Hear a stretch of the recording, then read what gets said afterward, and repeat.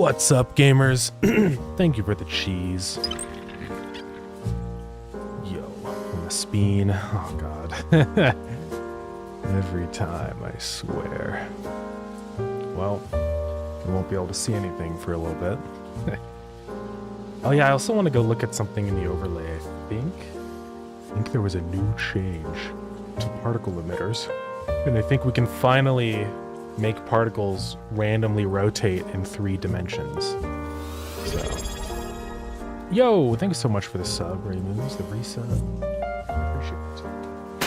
There's some confetti. Very epic.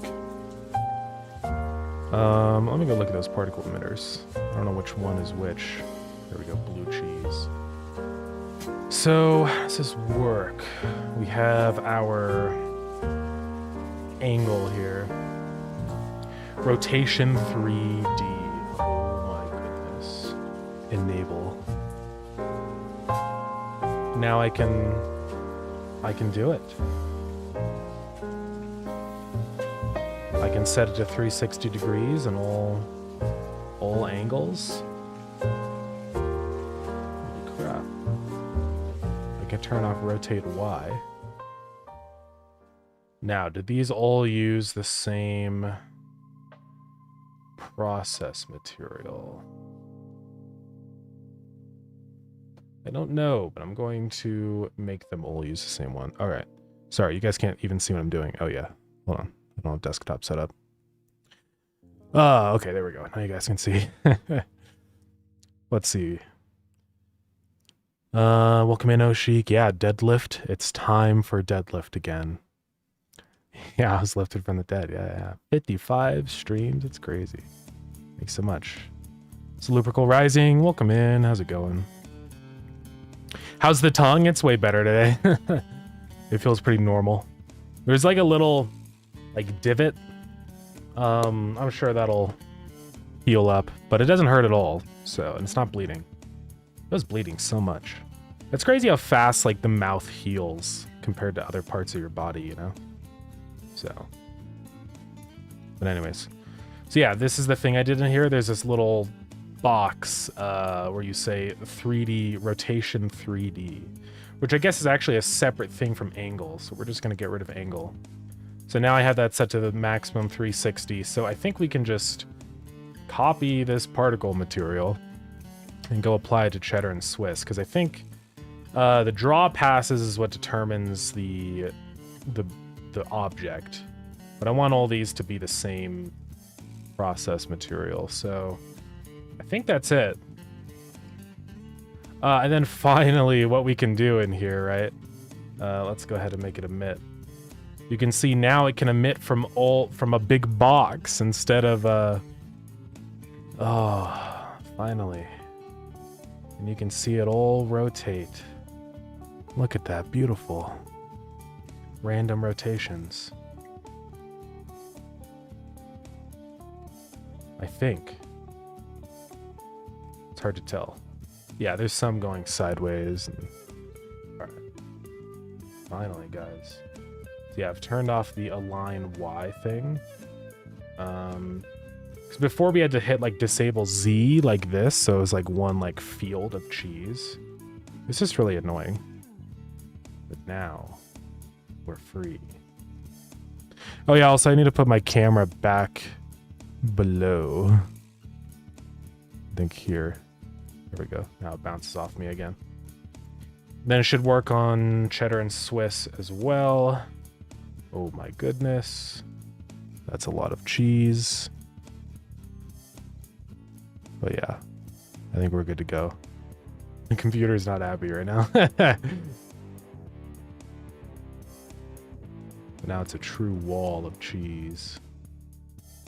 It's phasing through the chair for some reason. We should probably make it bounce off of that. We will work on deadlift. But I'm just going to do this really quick. You know, that's a good question. Does Godot have the option to add a camera feed? I have no idea. But if there was, that would be pretty cool to have it in the overlay. Because then we could do cool stuff with my camera. Also increase the initial duration. No. You mean for how long the cheese lasts? We're not doing that. But we can see if there's like some kind of fancy texture. Let's just put a texture rec down, and then if there's like a viewport, image, mesh. There's external texture, which can be loaded in from a buffer. So maybe. But let's look this up. Godot webcam texture. I don't know if that's a thing. Is this real? Camera texture. It's real.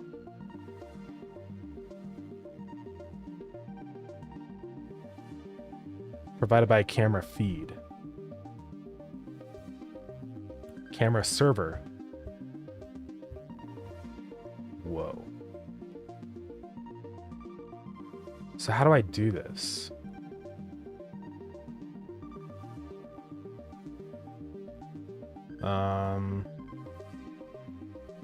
Is there like a get texture ID, frame changed, formats?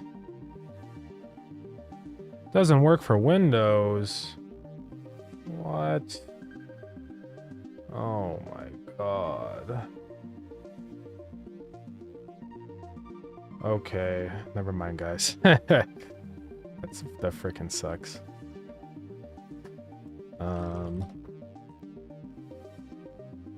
Dude. This is stupid. Dumb and stupid. Okay. I'll just become a VTuber, guys, and then we won't even need a camera. It's fine.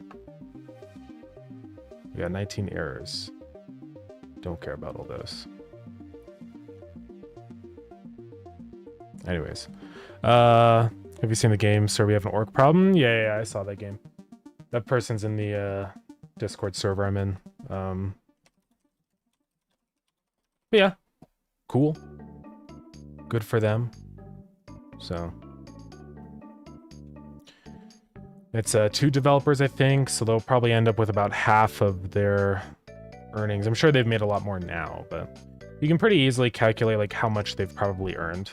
So the game has been on sale this whole time, so they've made $9 per sale. You've got 1,825 reviews. Usually it's about 100 times your number of reviews. It varies a lot though. So that would be maybe an estimated 182,000 sales. Does seem like quite a lot though. That is, I mean, that was their sales only day 1. I don't know if that's entirely accurate. See, it's not always a super reliable measure because sometimes the ratio of reviews to sales is wildly different on games. I've also heard like 50 times thrown around, you know, which feels a little bit more practical. Unless they had a massive boost of popularity from that post they did on Reddit. So I mean, maybe 182,000 is accurate. But yeah, that'd be like $1 million. It's a lot of money. So who knows? Sales were about like 500K. Okay, yeah. That sounds a little bit more accurate. Because $1 million... you know, something I have noticed actually about incremental games specifically is it seems like usually the review counts are way higher than on normal games. So I don't know why that's a thing. But so you're saying it's about 500K. They would end up with 100K turnover. So is that like net income after all the Steam's cuts and stuff? Because if it's not, then they'd be a 250 profit. But yeah, pretty crazy though. I haven't ever played this game or really seen much of it. I know you kill orcs, and it's basically a tower defense, like an incremental tower defense. Well, that's gross pre-Steam cuts. Okay, so then yeah, they probably end up with about 250K profit, because that's about how it works out when you get all of the Steam cuts gone. Maybe a little more than that, because they don't have a publisher, so they wouldn't be getting any cuts there. So maybe you're looking at more like times 0.4 or something. Or not 0.4, 0.6. I can't type. 300,000 profit. I think there's 2 developers, so that's about 150K each, which is pretty crazy. And that's just on launch. I mean, obviously, you end up usually getting about double that over the course of the next year, so it's pretty good. I think this is a good example, though, of why like small games are just so much better, in my opinion. I mean, everyone has their own opinion on stuff, but I think the fact that somebody can make a game like this, and I don't know what their development timeline looked like, so I have no idea. They don't have their demo public anymore. But I imagine this wouldn't take them that long to make. Yeah, 4 months dev time. Yeah.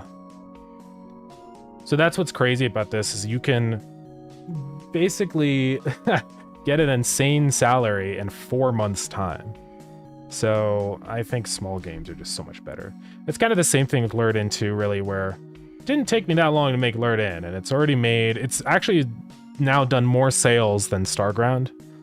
And it's getting very close to making more money than Starground. So I think it will elapse Starground.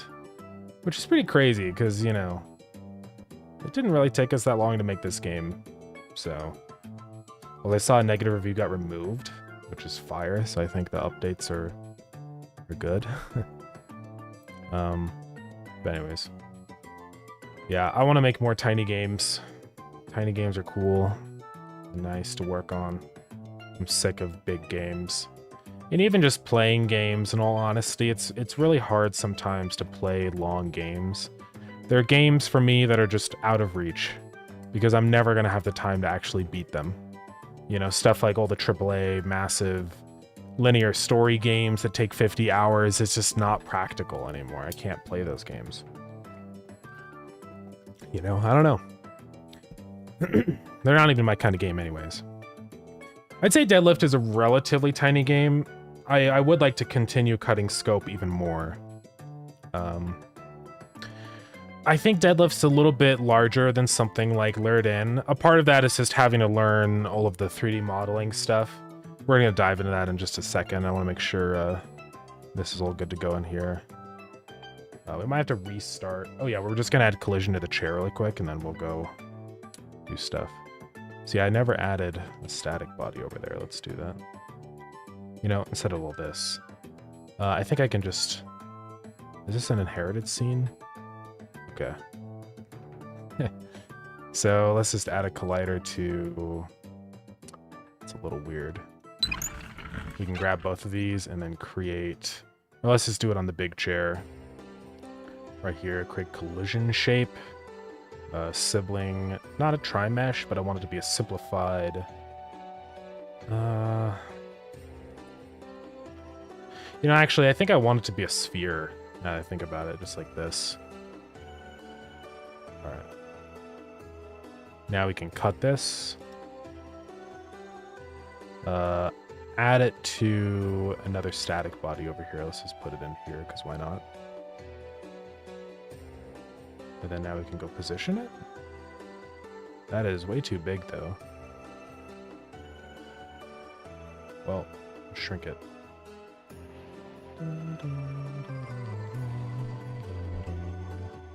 Alright, almost there, guys. Hold on. Yeah, I always forget I can use WAS movement. Thank God. I wish Blender had that. I think it might have it, but it's like really annoying to enable. I like how in Godot it's just hold right click and now I'm doing WAS movement, you know? It's just so much better sometimes. Alright. Now that should collide. Let's restart the overlay. Let's see. Jose, Ryan, welcome in. How's it going? Other reviews were all asking for a workshop. Does that just mean letting players make their own levels? I assume so, yeah.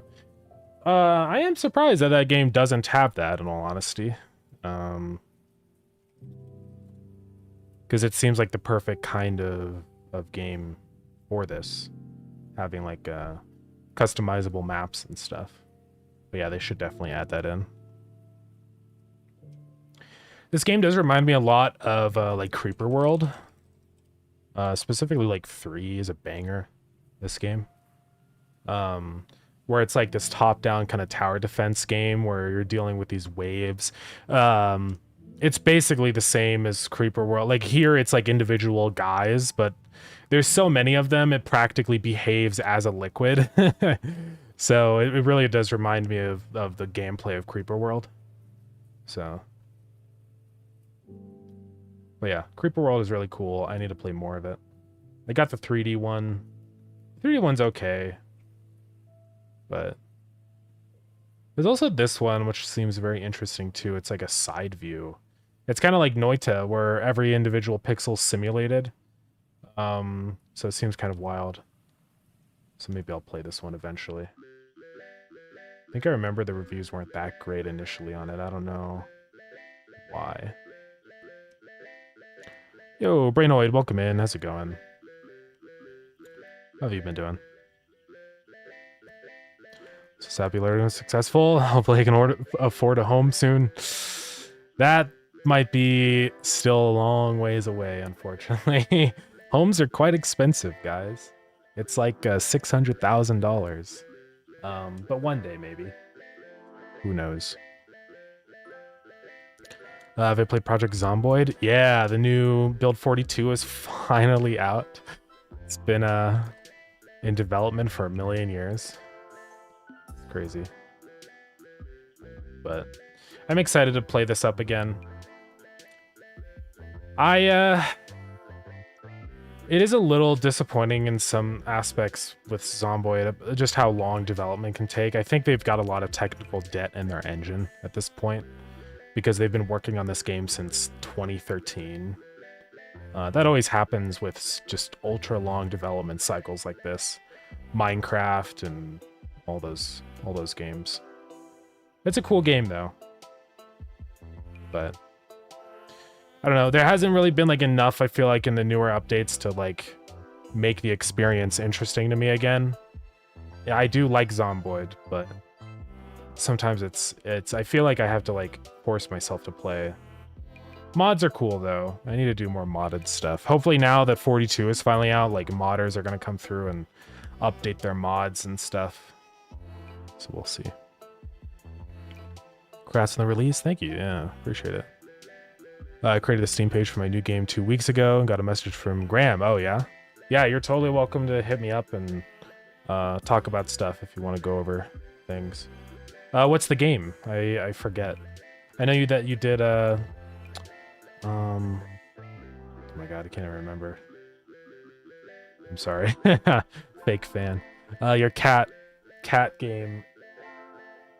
Ooh. Orbital Dynamics. Oh yeah, Replicat. This is the new one you're working on.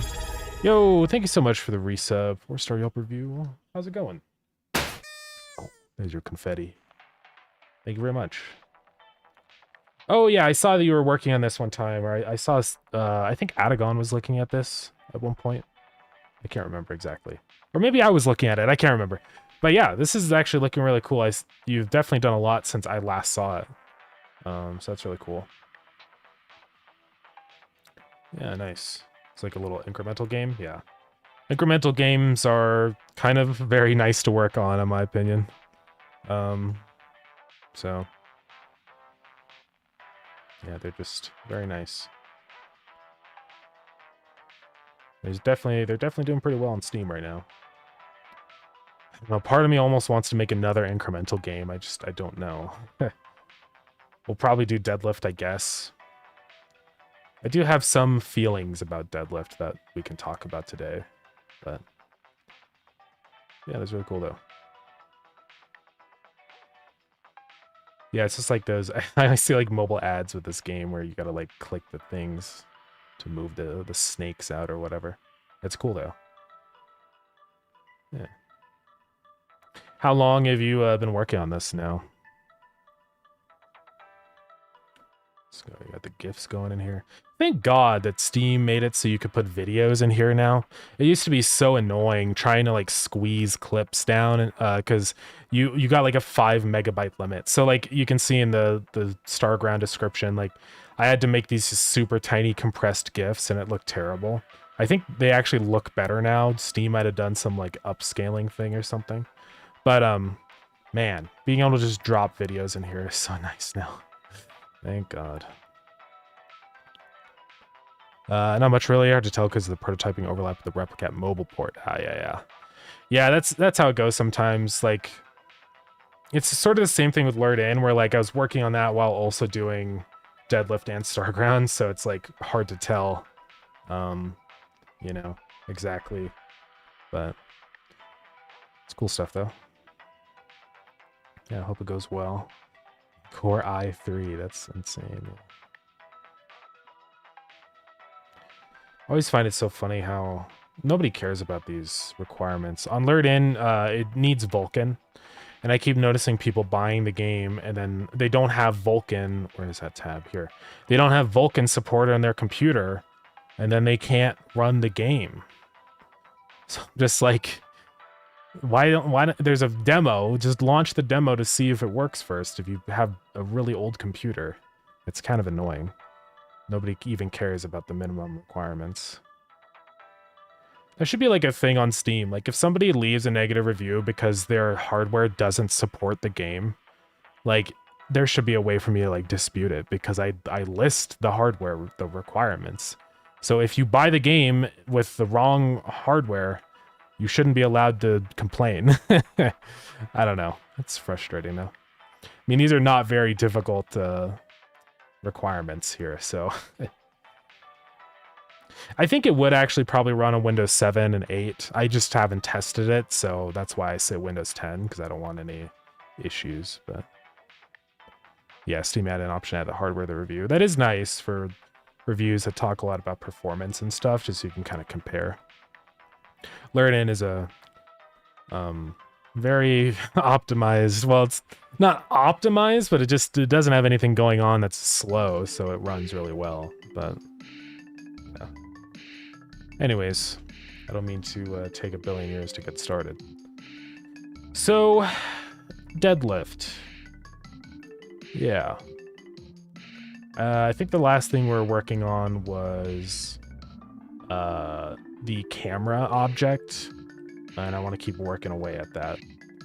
I have some thoughts on the camera stuff.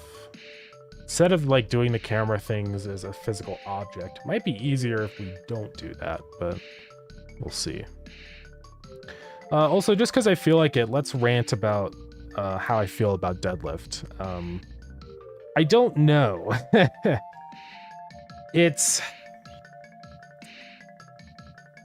I'm not 100% sure, I guess, like, the direction I want to take with Deadlift. I know we're doing the camera stuff soon, and I think that will make things feel better, but it has been sort of, Godot, what are you doing? Oh my god. What is it doing? Okay. My whole computer's dying. I think we've run out of VRAM. Oh my god, it's not closing. Okay. Do not resize the game window. Yikes. Steam can see your hardware. Why doesn't it give you a warning when you try and buy a game you can't run? I don't know. Maybe it does do that. I've never seen it though, so it's possible. Who knows? Oh my god, what is going on? Okay, is it playable? Okay, it's fine. Anyways, let's rant about Deadlift, because I feel like it. Yeah, I've had a hard time figuring out exactly the direction that I want to take with Deadlift, you know? Like, I have... Obviously, like, there is a game loop here where you go down and... Yeah, I think there's some weird... I resized the window and it killed my whole computer for a second, but I think we're good now. Yeah, I don't know. It feels like playing Deadlift, it's more of just a technical demo than anything, honestly, when I play this game. So I've been kind of conflicted about the development, where it's like, I don't know. Is there a path forward to add content and get out of the pit that I feel like Deadlift is in? I don't really know, honestly. I think it's one of the reasons that I haven't been working on it super recently, because I just don't know what direction to go, right? Now, obviously, we talked about the camera stuff, so that'll probably help. For anyone that wasn't not up to date with Deadlift stuff, the sort of your objective before was just hitting a breaker, but it was hard because there's no like player motivation for why you're doing that, right? So I decided to tear that out. I think the breaker thing is still in the game right now, but we're gonna disable that. Instead, I kind of want it to be more of like a, how would I describe it? Like a job simulator thing where it's like, hey, you've got to go down and take photos of the creatures down there and document what's happening, right? And I think changing it to be sort of more focused on that stuff might be better. But, I don't know. Right, it's really hard to say. And there's still some systems that, like, are kind of up in the air that I'm not 100% sure about. And it's just like, do I want to spend the time developing those things? I don't know. So like one of those systems, for example, is we've talked about in the past of having like objects that you can build that like do things. So you would like construct a little gizmo, like a coffee maker or something, you know, that you can interact with. And like it's cool, it's a cool concept, but it's just like, I don't know. I don't know how I feel about it. Also, there's a part of me that doesn't like how the crafting is, because it's kind of impossible to know. Like, I know we have the recipe notes that are scattered around, but part of me wants to just not do that system anymore. Because something that I think sort of I understand better now with game development is that it's just because I know of things that are here, it's really hard for other people to know what they're supposed to do, right? So it's like, yeah, I know that I can throw some stuff in here, and yeah, you can find like a little recipe note, but it's like, do I want people to feel like it's super hard to start crafting? I don't know, you know what I mean? I mean, maybe like we can alleviate that by starting them off with a couple recipes. But another part of the game that I feel like is really hard is like, it's very difficult to get the number of items that you need to actually make things. And that's another thing that feels sort of frustrating playing this game. The food I feel like is fine, it's manageable. But the item crafting, it just feels like you never can find enough items. But also at the same time, I don't want to just scatter a million items everywhere. It's just, yeah, there's things like that with this game so far that are hard for me to figure out what I want to do. Also, I still have to get this UI working on the terminal, and it's really hard. Because I have to like do some fancy 3D projection from the camera and convert that into local UI coordinates, and it's just like, is it even worth it? Or should I just make a UI that fills your screen? You interact with it, it fades to black, and then it goes into the UI on your screen. That would probably be significantly easier in all reality. I think one of the problems, like, going into this game, we wanted it to be like super diegetic, but diegetic stuff causes a lot of problems sometimes, you know? Like, it's cool that the screen is physically here and you can see it, but it's like trying to interact with it then becomes super hard. And maybe a part of that is the fact that this geometry is curved. You know, like maybe if I just remodel this screen so that it's just flat, then I could do it. But I think there needs to be some major scope cuts with Deadlift if I actually want to get this game finished. Being a photographer for monsters feels like a great gameplay loop for a horror game. I appreciate it, yeah. I do feel like it could be neat, but yeah, I don't know. It's just, I think the thing is that now I have this like comparison point because we did Lured In, and now Lured In was like so easy and like scope wise it was very nice and clean, you know, where it's like, okay, I did what I wanted to do. I picked a date. I picked a launch date even that was like earlier than I expected, because I was like, okay, maybe like the end of July or something would be like the plan, or, you know, or like around this time.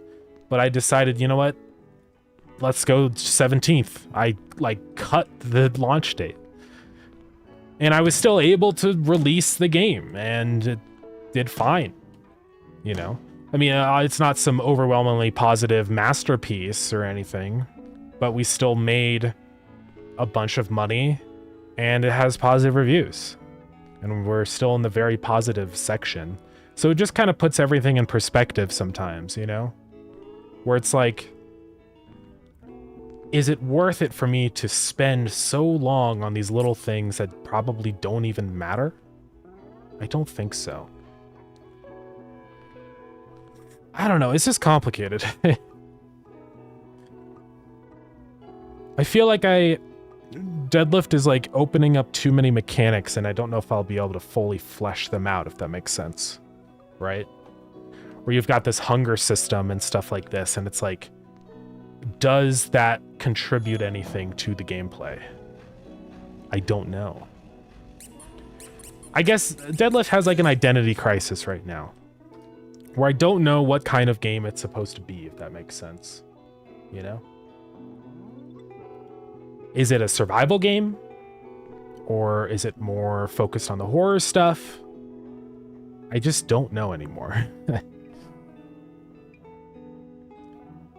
And it's frustrating too, because I have so many other ideas and stuff that I feel way more passionate about, in all honesty, that I'd like to explore. But Deadlift is sort of sitting here. It's an obstacle. And I don't want it to feel like an obstacle, so I feel like I almost want to like rework it to not be an obstacle anymore. I don't know. It's really hard to say.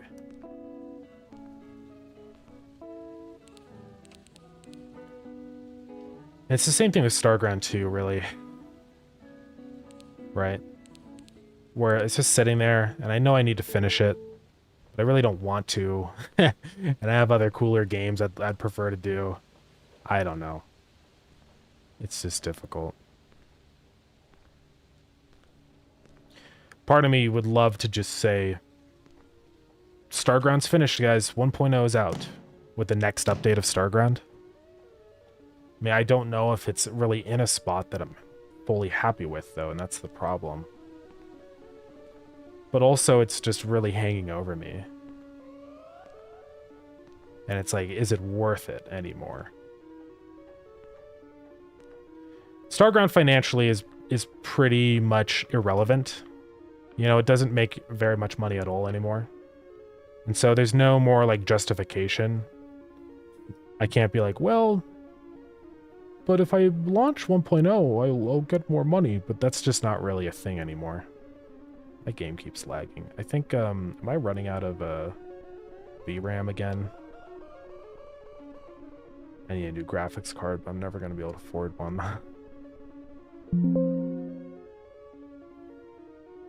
Let's close all that stuff. What is going on with my computer? Let's see. I might be out of RAM. That would be crazy if I was out of RAM. No. We're not out of VRAM. I need to upgrade my computer. It's becoming quite annoying. So there's something in there printing a billion times, so it might be inside of the item. Nope, I don't know where that's printing. Let's go find it. Yeah, I just don't know. It's this right here. It's the terminal. Trying to print out the position of where the cursor is, but it just doesn't even register, and I have no idea. No idea what to do about that. Oh my god, why is it so slow? Okay. I've been a tiny bit disappointed with the performance of Godot recently with 4.7. Feels like 4.6, it was fine. Now it's been a little frustrating sometimes. I don't know if it's Godot or just my computer. I have no idea. But anyways. So yeah, I don't know exactly where I want to take Deadlift, I guess, right? And I feel like it's one of those games where it's really easy for us to accidentally overscope. Especially because there's things that are hard to do. It's like, it's three-dimensional, right? And I really haven't done any 3D stuff, so I don't want to tackle something that I might not be able to actually do in a reasonable amount of time. So I really do feel like the best way to learn stuff is to take it in small bits, you know? Where it's like, instead of doing this massive 3D game, I do like a little super tiny 3D game, you know? But so far, Deadlift is not really that, so I have no idea.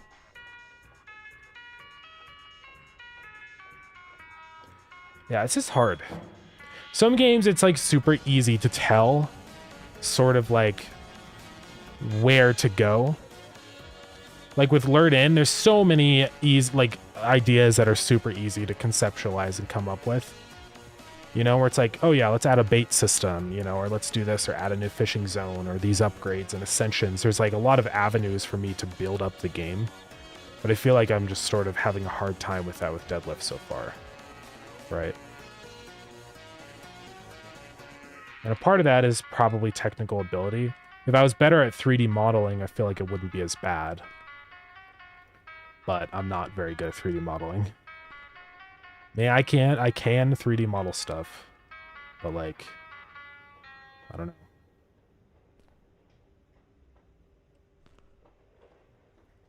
Doesn't even make sense how I'm able to interact with this terminal. We need like a keyboard here.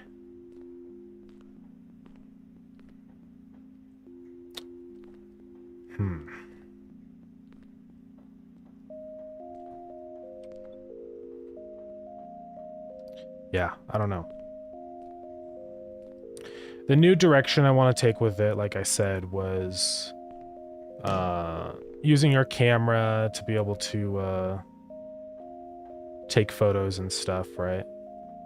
So you'd go around and like, you'd get like a little prompt in your terminal or something that's like, hey, you've got new monsters to photograph, you know? And then it gives you like or not necessarily like specific monsters maybe, but maybe also we could go that route. Like, because one thing I worry about too with balancing is like, if I just throw a quantity of photos to take at somebody, like, is that too easy? Because then I'm gonna create this new balancing issue for myself where I now have to make sure there's a interesting distribution of entities. Because like, what if you get into the later levels and there's more and more entities? Now you've got to like, I don't know. I don't know how I would balance that. That's the problem. Just have fewer safe entities, I guess. But then we're cutting out like we spend all this time making entities and then you don't see them ever again. So that seems kind of like a wasted effort then. If you see a guy in like one level and then never again. This is another kind of I mean, that's just a flaw inherent to roguelites like this, right? Where it's like, I mean, I don't even know if you would classify this as like a roguelite. I don't know. Yeah. I'm just conflicted. Because with Lured In, everything was like, determining what the game is easy. You are running an aquarium. Like, if I asked myself right now, what is Deadlift? How would I describe deadlift in like one sentence? I don't know. And that's it's the same thing with Starground. I feel like that's like a really good sign sometimes to be like, you have to shift direction now. Because if you can't explain your own game, then clearly there's issues, right? Oh, everything's white. I don't know.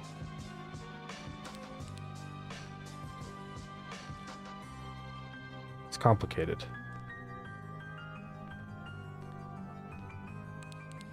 I really need to think about, like, you know, what I want to do with deadlift. In the past, I would say, well, just keep developing, just keep adding things, and eventually it'll get fun. But that's sort of what I did with Starground, and I don't think that works a lot of the time. Like, I think what makes a good game is instantly from the beginning, you have something that is fun to do, right? And I want to make sure that we have that going on. And it just doesn't feel fun right now, you know? I don't know why my FPS is so bad. Oh, well, I have it limited to 60. That's maybe why.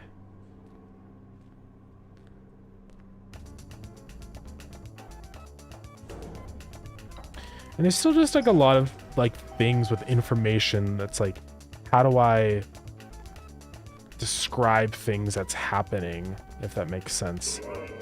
So like, for example, right now the character is hungry, but no one would have any idea about that. Somebody would play through this game, start hobbling around and just be like, okay, I guess you just die after 2 levels. This is a stupid game. You know, this is the problem. So there's some design issues like that that need to be figured out.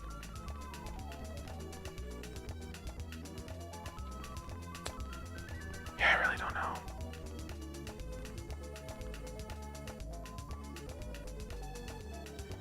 Also, when you compare this kind of game, like the closest game that I would say Deadlift is to is SCP Containment Breach, right? And unfortunately, a big reason of why SCP works is because there's already an enormous community behind it.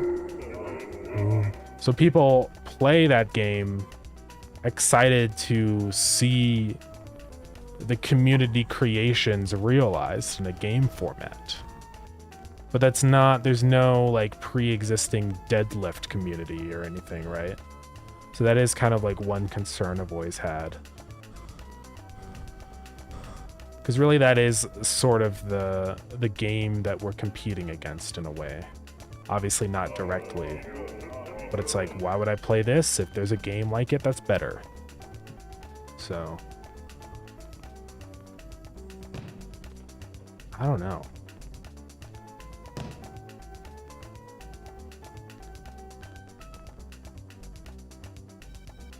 I do think the photo thing will help, because that's kind of like a different mechanic, right? Like, you don't take photos in SCP. There's no like documentation in SCP. You just kind of run around.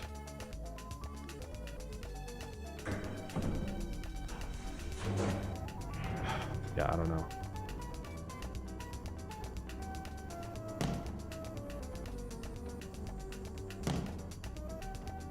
Yeah, this is one of the hard things about game development, is like your demons come back to haunt you.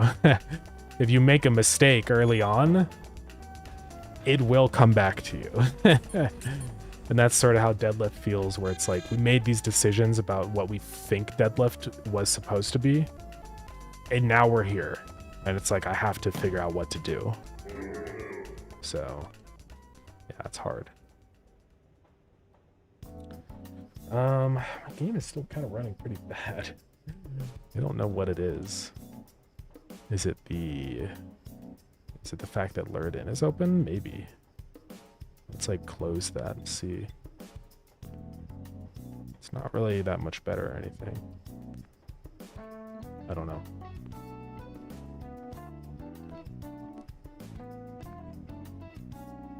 Yeah, it's gonna be hard.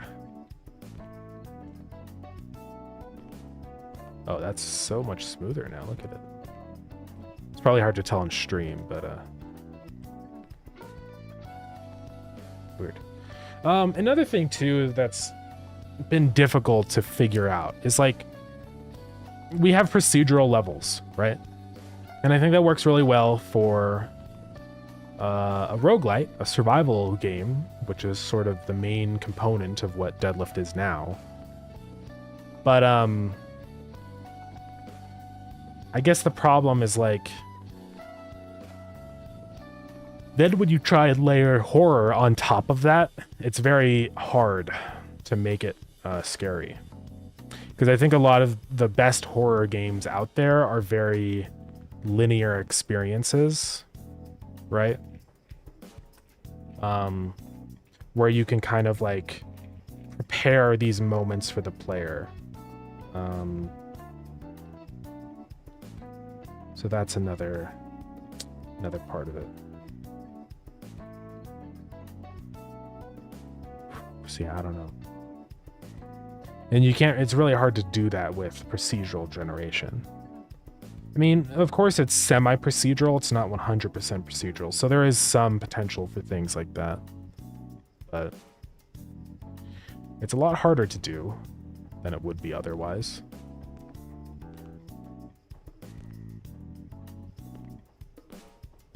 I don't know.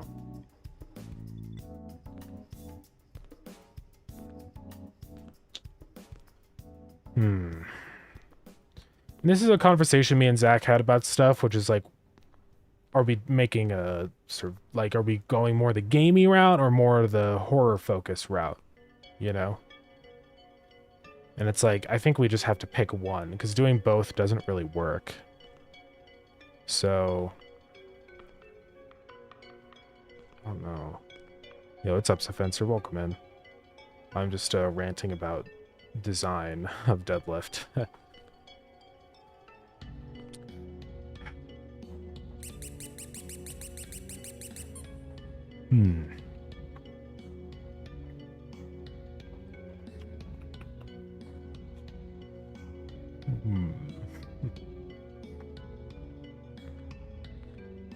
I don't know.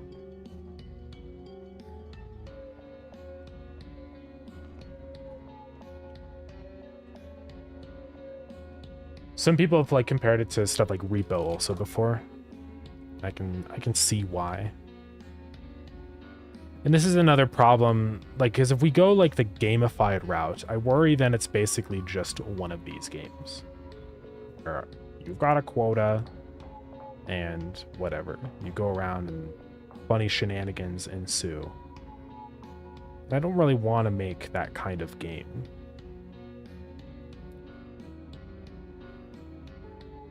I guess the thing I worry is that if I try and convert Deadlift to be more gamified, at this point, it'll just be like a cheap imitation of this kind of genre. Of the friend slop, whatever, horror friend slop genre, you know? So yeah, it's really hard to say. Funny emoji.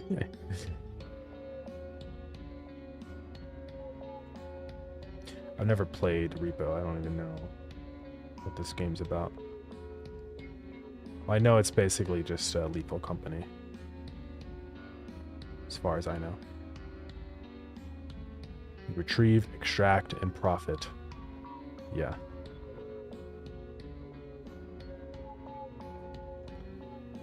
I don't know.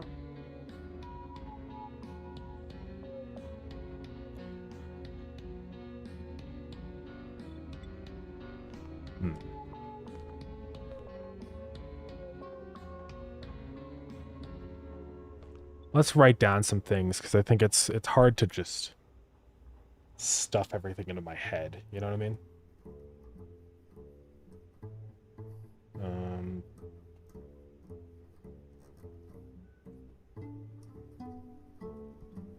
gonna sneeze. Excuse me. All right. So we're just gonna write down everything about deadlift and the things that are cool and the things I don't like, I think. Thank you, Ryan.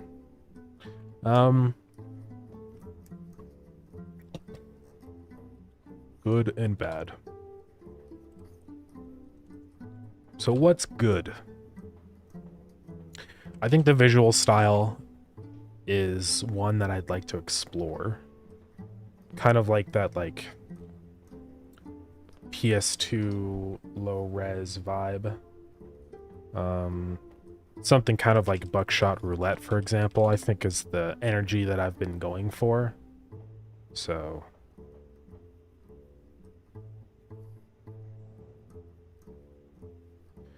I feel like I might need to embrace the low-res textures even a little bit more.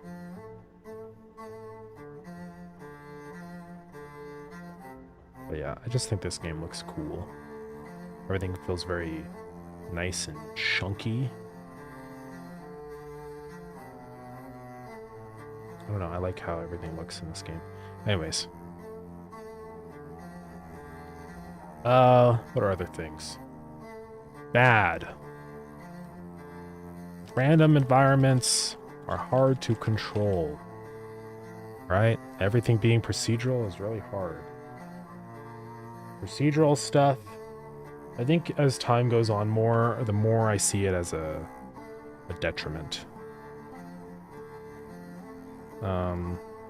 It's a neat idea, but I think it sort of robs you of the ability to make a catered experience, right? Because if Deadlift wasn't procedural, then I could make this sequence the player goes through much more refined. But it's hard to do that when it's all random, because you can't ever assume that things are going to happen or in a particular order. So that's something that's a little bit difficult.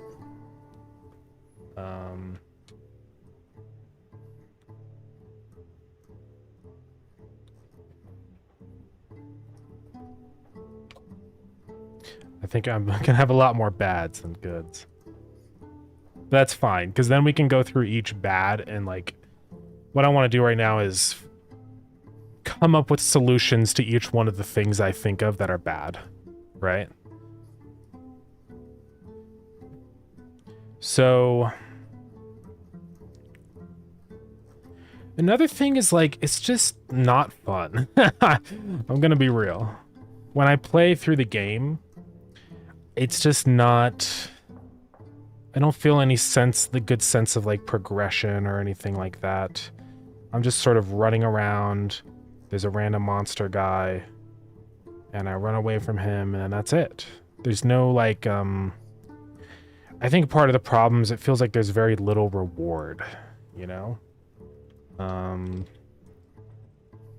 There's a lot of risk and no reward. I think that's how I feel playing this game so far.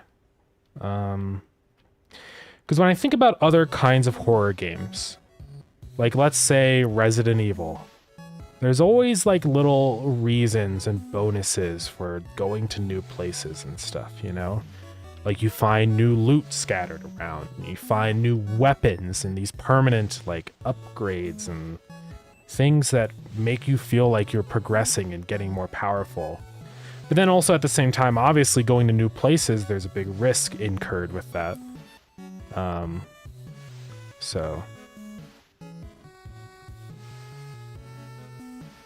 I think there needs to be more rewarding done in Deadlift, because right now it feels like descending is just a downside, right? I don't feel like I get stronger. I just feel like the more I go down, the worse everything gets.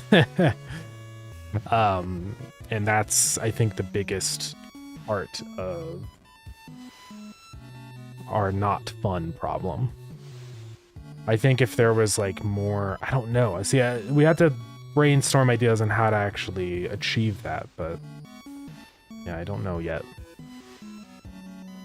Just thought I think it'd be interesting the environment was sterile. That's the right word, as opposed to this, because I feel a lot of games are just going for this aesthetic. Yeah, that's fair. I don't know, I guess the problem with a sterile aesthetic is it can kind of be really hard to do right. in my opinion. It's easy to make something look destroyed and damaged and filled with garbage, but when it's just a perfectly clean environment, it's like, it looks sort of unfinished. And it's also really hard to put things in a sterile environment that feel right, if that makes sense. I do think a big part of Deadlift will be the contrast between areas. So like, obviously the area you're in now is pretty like rough and abandoned, but you know, you might come across a new level type that isn't. So I think that will come eventually. I don't know if I'd want to pivot everything to become sterile though, because I think it's really hard to pull off, right? I don't know.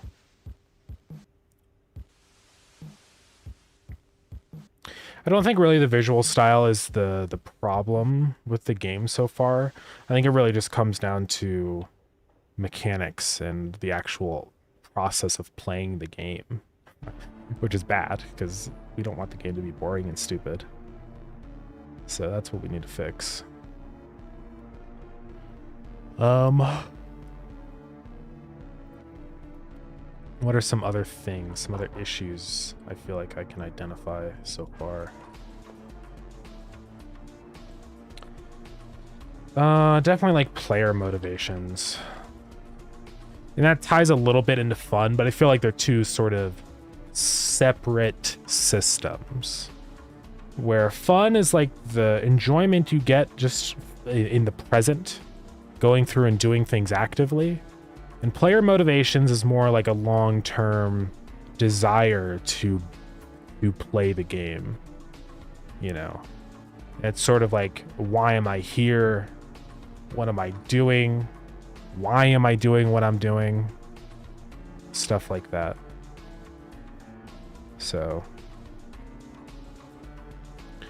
for me, avoiding or hiding from the enemies is not fun, and that's completely fair, yeah. I do feel like that's part of the problem, is like, right now with our gameplay,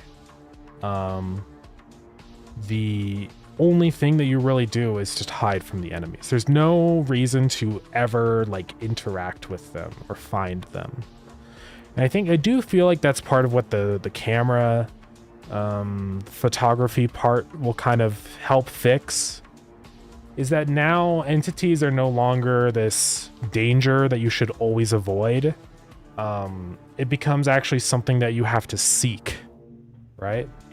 Like you're going out and you have to find these guys and take pictures of them. So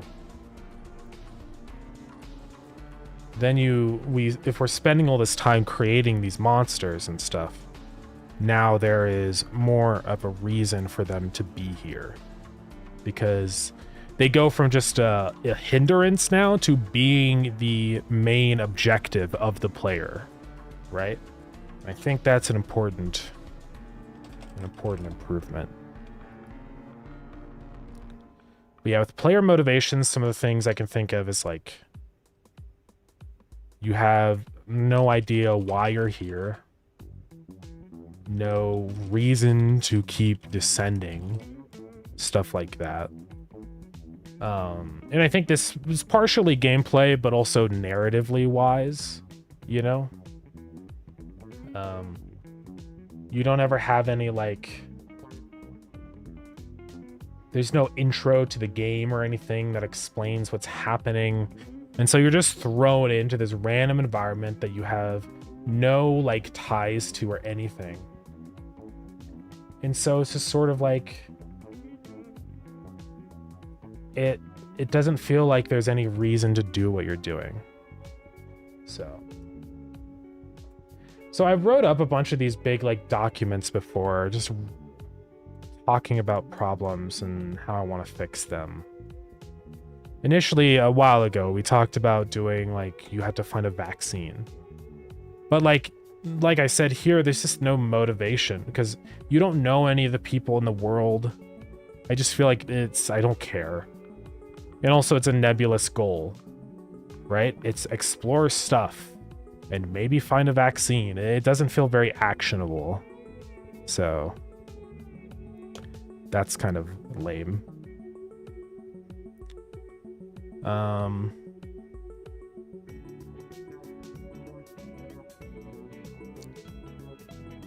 Yeah, and this is another thing too. Like you don't feel like you need to feel like you're progressing. And that's a big problem with deadlift is there's no progression. Because like I said here, imagine you were playing Viscera cleanup detail and you couldn't see anything being cleaned right until it's all clean. There's like, it's super confusing. You don't know if you're doing the right thing or not. There's no like feedback for the player saying, great work, you know? That's one of the big problems. That'd be interesting if you're also collecting samples. Like, that would be cool if there were different like types of things that you had to do for the entities.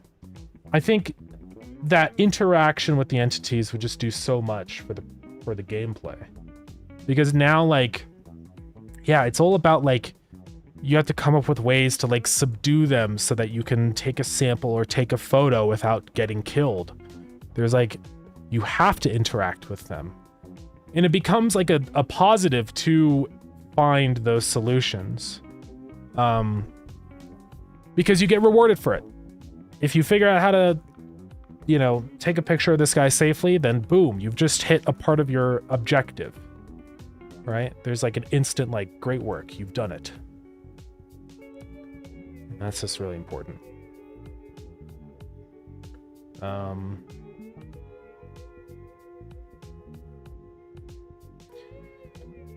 So yeah.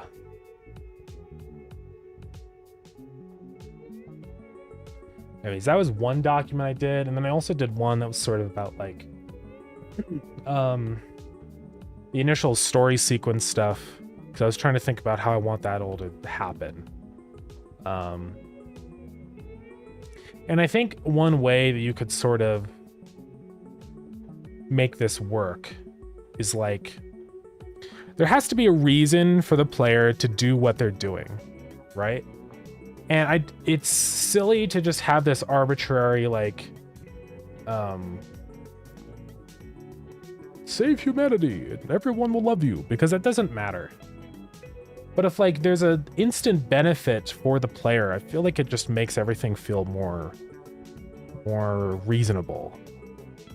So, like, imagine that you're a prisoner, and this is, like, your chance to get out of prison, you know? You're being tasked with this objective, and then you have a player goal, which is that if you do this, you will be released, right? So, and then this really helps set up just everything. You know, sort of like, you know, just enough to where you're coming from, your background. You don't need to know any of the specifics. You don't need to know who you are as an individual person, you know, or any of that stuff. You just need to know what's your current situation. And then we can like explain what the game is, you know. And then you get a little smidge of lore and story, and it just makes everything feel way more connected and grounded, I think. And then it goes into the actual gameplay when you arrive and you descend down. So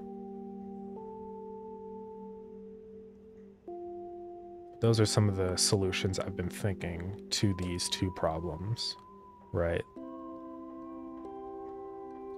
And I want to get into specifics too of like just mechanics and talk about them. So like hunger as a mechanic, I want to talk about. We've also got crafting, trading, and I want to treat this stuff as like we have a budget, because I mean, obviously no financial budget, but a time budget. Like some of these things maybe could work, but is it worth the time spent for what we get out of it, right? So there's stuff like that. Well, I got ping.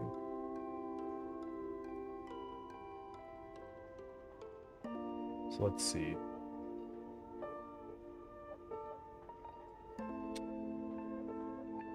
And then yeah, the other thing was the stations. I don't know what we would call them, but so hunger.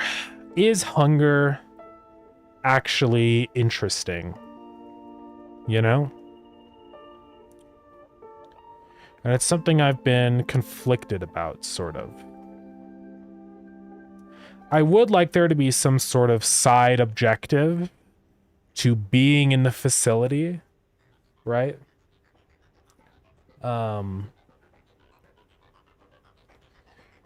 Because taking photos is great, but I want there to be another little internal conflict for the player, which is like, do I focus on just getting my objectives done super quick, or do I spend some time to do something that benefits me, right?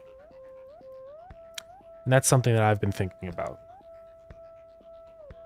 Now, with hunger, honestly, the way I feel about it right now is it's stupid. At least in the form that it is right now. Because it's not encouraging the player to do behaviors that I want them to do. You just grab food and bring it back. Is that a benefit? It doesn't, it's just fluff. Now, I think there is a form of food that does work, but it would have to be a different system. So I almost feel like we remove hunger and thirst, kind of. And I think instead of... Oh, we got an ad going on, my apologies. But Enrico, we're talking about a Deadlift. It's a horror game we've been doing.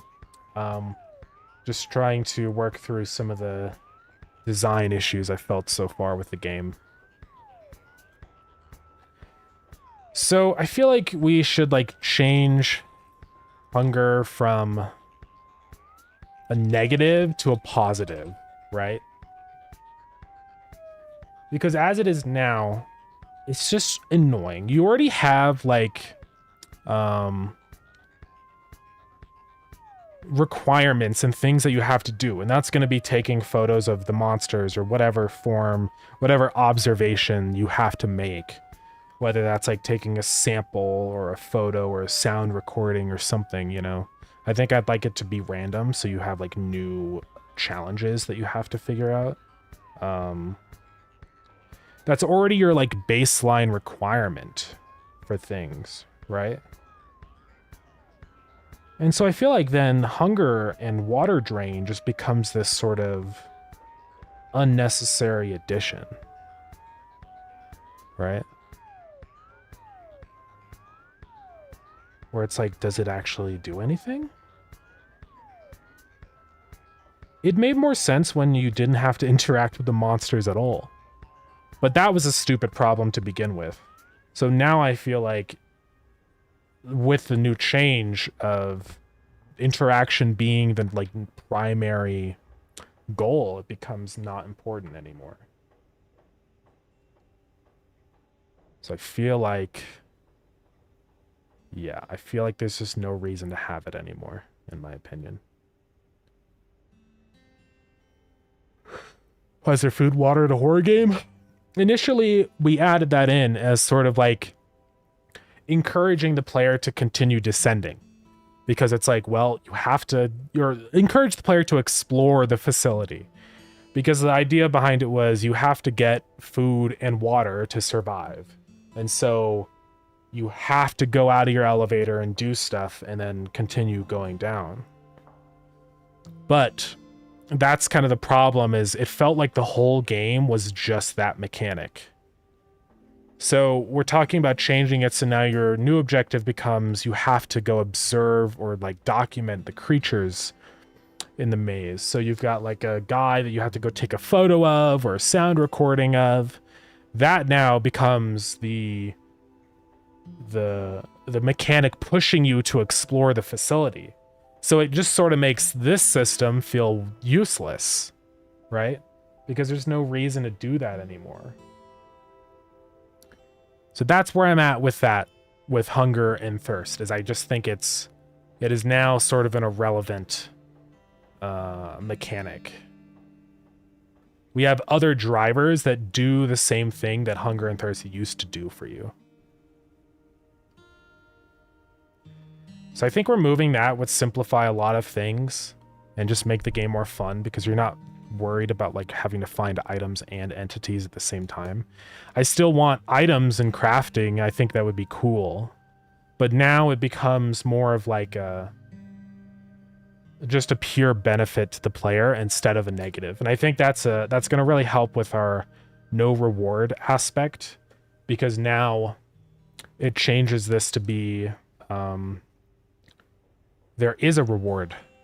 It's not just a negative. You're not just, oh, I have to get food, otherwise I die.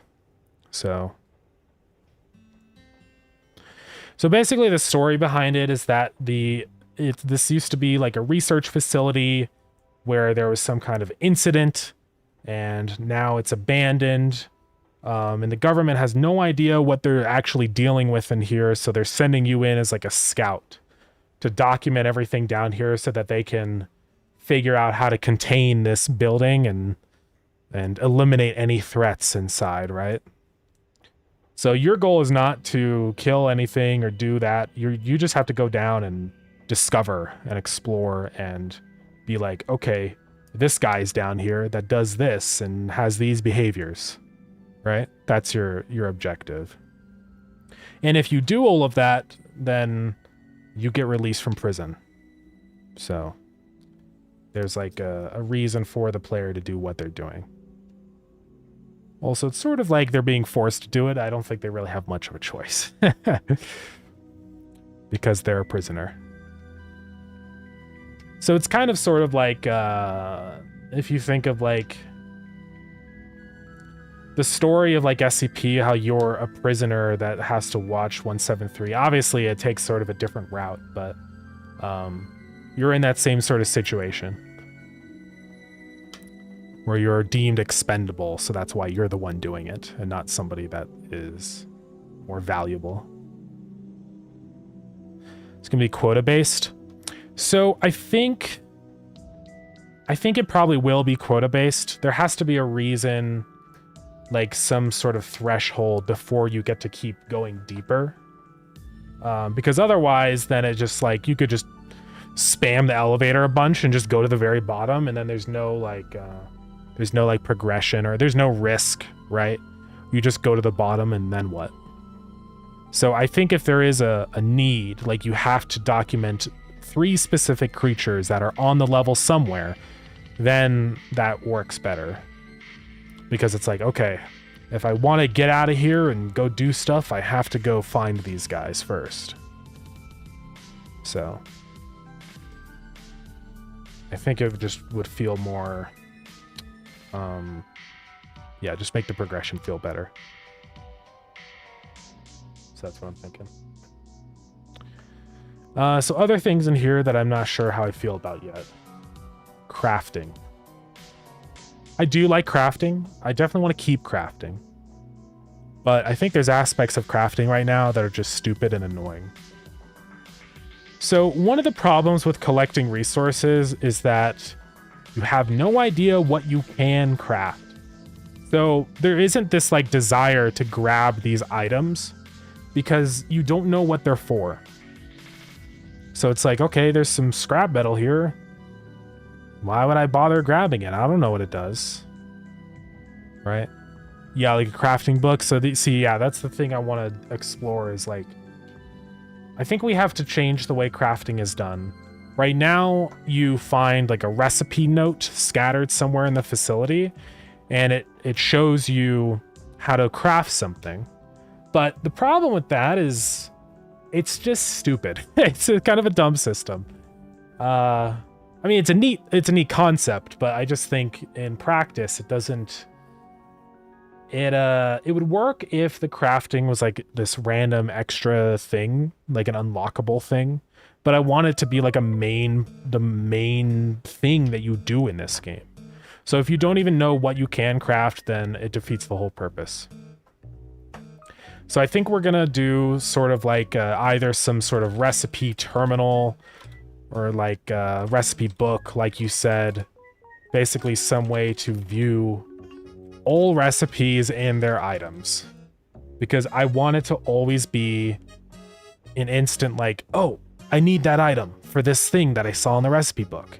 there has to be a reason to grab items. So that's a big thing. So is your game an RTS or top-down game? It's neither. It's a 3D horror roguelite game. So, but yeah, we're just kind of working on figuring out some issues with the design that I've been feeling with it, and thinking about how we're going to fix them. Because the game's still pretty simple right now. Like, it's very easy for me to course correct. Nice build an RTS at the moment. Very cool, yeah. RTSs are always really cool. I've always thought about making one day. I imagine there'd be some challenges with that though. We're being able to turn items into others, so if you need something really specific, there's multiple items which can help you get there. Yeah, I think that could also help too. Crafting just needs to be easier in general, right?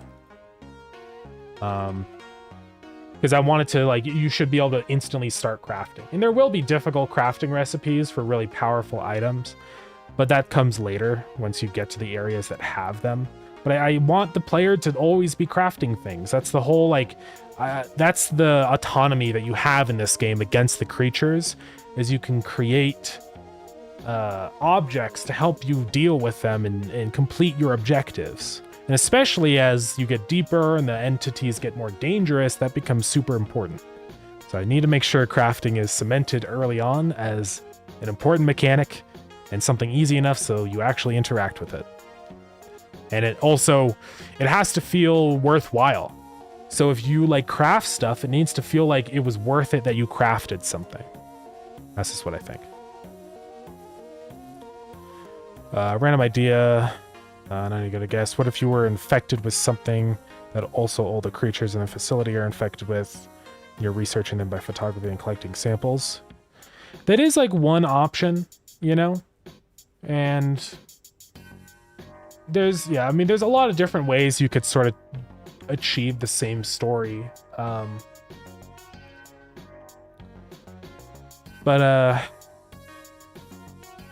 Yeah, it would sort of achieve the same goals, I think, that the photography data collection story fulfills, just in a different way, basically.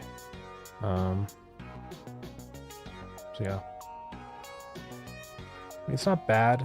Something I could definitely bring up to Zach and talk about. So basically, like, sort of objective is to cure the infection you have, is what all monsters are infected with. So then it would be kind of change the gameplay into, like, you have to research a cure. Yeah, which is one option. Game system are you using? Because I'm using an Unreal Engine, but it's complicated. Let's think about changing to a different one. We're using Godot. So I've always had a very good time with Godot.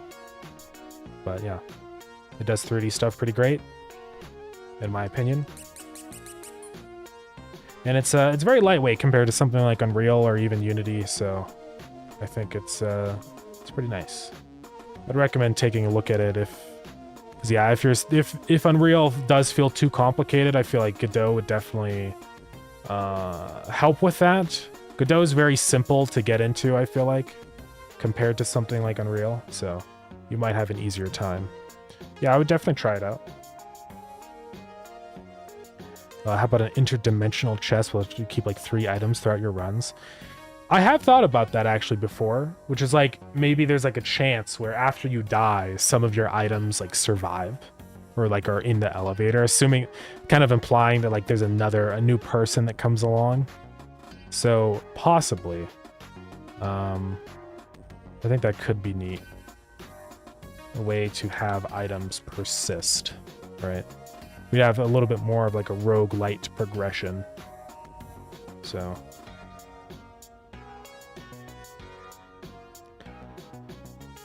What's Deadlift? It's a horror game that I've been working on for a little while. Today we're just going through and identifying issues that we have with the game right now and how to make them better. So, or wandering trader, something to upgrade every run. Yeah, I do feel that a little bit. I feel like there needs to be like more persistent upgrades or objectives, things that last across runs would be very nice. So, and a big part of that is knowledge, but I would like there to be something more tangible too. So I think it'd be nice. So you'll add bones to save files? Maybe. Yeah, where you like go down and then like you find like a skeleton with some items scattered around it or something. It's possible. What's it about? So it's in a tumultuous time where we're restructuring some things, but the sort of new plan is you're a prisoner and to be given your freedom from prison, you have to go down and document this research facility with a bunch of dangerous creatures in it. So you go around and you have like an objective each day where you've got to take a photo of specific creatures that you have to find somewhere. And yeah, I guess the idea is eventually you'll be given your freedom. I don't know if we actually will do that though. We'll promise it, but not actually do it. You know what I mean? We'll see.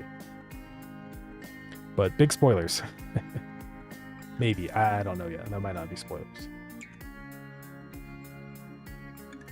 I feel like we're getting there. And I wanna eliminate things that are too hard to do and just taking up my time.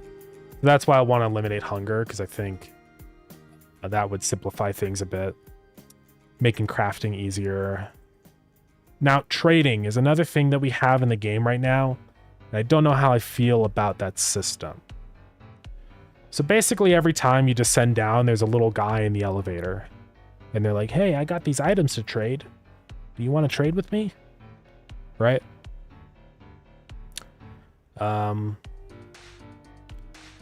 So, I mean, I guess that system works okay. I just don't know how I feel about it.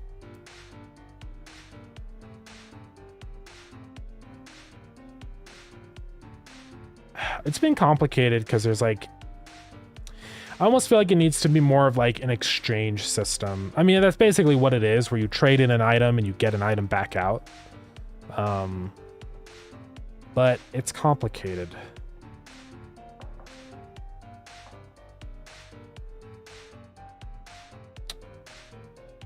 Because sometimes they're not like useful enough, where they'll offer you an item, but you don't ever have the item they're actually requesting. So they just sort of feel pointless and not actually helpful. I want the player to actually like, I want them to be like a very important part of like progressing and crafting things. Is like, okay, even though this isn't the right item I need, I know I can trade it later, probably. Stuff like that.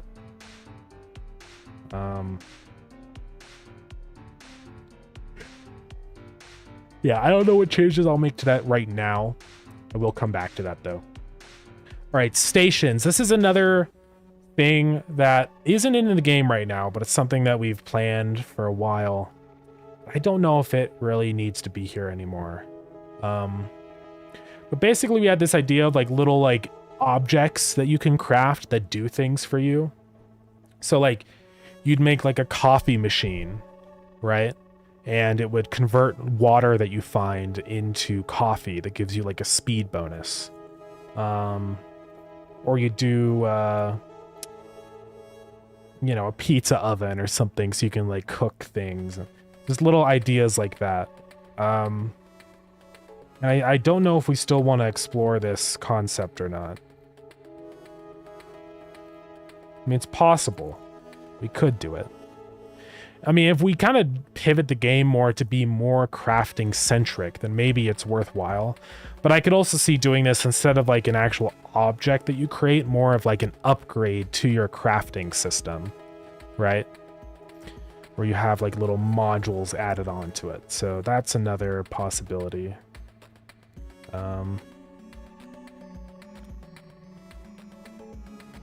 don't know. I think this is one of those systems that's probably going to be ignored for now. Like maybe we explore it later.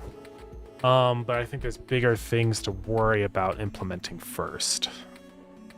So that's what I'm sort of feeling about that one right now. Okay, so let's go over more things.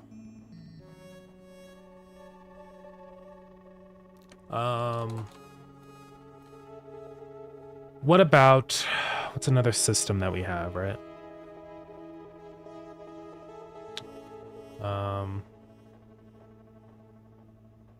Let's talk about like health and stuff and injuries. That's something that needs to be reworked. Another thing we could go over is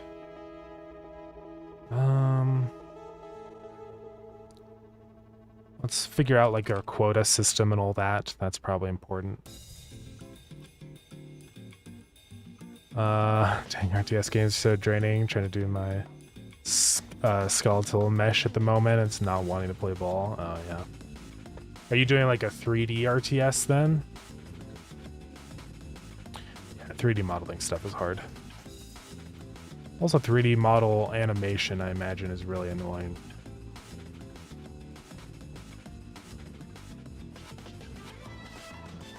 Okay, let's talk about the quota first. So I think no matter what route we go, I kind of want there to be a quota. I guess that would be a little different if we went the route of doing like this, where you have to cure your own infection. We could still kind of quota-ify it. It wouldn't feel as cool though. It wouldn't feel like you're the one like discovering the cure. It's more just like, you know, just do these things and I'm cured.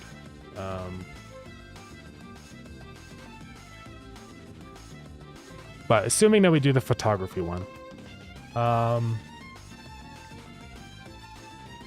So I guess the way it would work is that every day there's this set number of creatures on a floor. Right. And you have to document each one. And it would be cool if, like, over time, the requirements for what you had to do got harder. Because, like, maybe initially it's just, like, a photo, which is really easy to do and pretty safe because you can keep your distance. But then maybe as time goes on, they send you down new tools and it's like, okay, now you got to do this. And that would be sort of a fun, like, twist on the gameplay mechanics, you know? So I'm thinking about that. Start off with just photos, but then move to recording, audio, and eventually, yeah, progression. It's crazy. And eventually, like, biological samples, right? You gotta, like, cut a piece off of them or something, like, crazy. Because then, like, at that point, it's really important for you to have the right items to hit your quotas. So, like, if you have to take a sample of them, maybe you craft some kind of, like, sleeping powder, you know what I mean? To, like, stun an entity long enough for you to take a sample. Maybe record the different states of the enemy. That would also be cool. I think the more, like, complexity we add to the kinds of data you have to record, I think the more interesting it becomes, because there's only so many ways you can take a photo. But then if it's like, take a photo while this is happening, or take a photo of them doing something, then that's like, okay, we can reuse the same creatures multiple times for different kinds of data to be recorded. So yeah, I think we have different requirements for the photos / recordings, you know, while angered, while sleeping or something, while idle, stuff like that. So that would be good.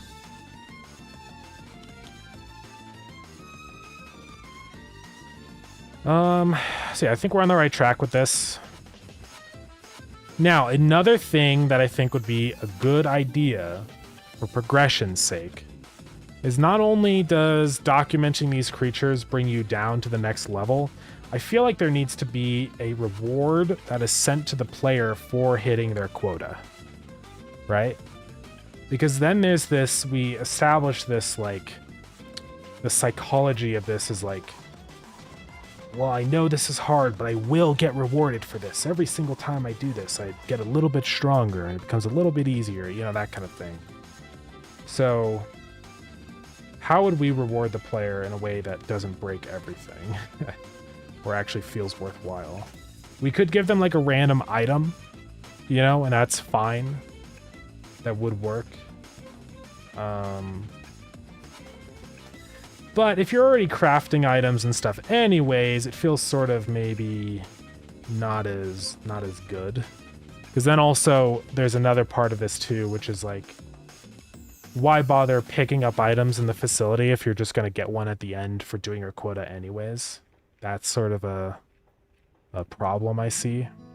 So we need to like give the player something that they would not get from like normally from the facility, right? And honestly,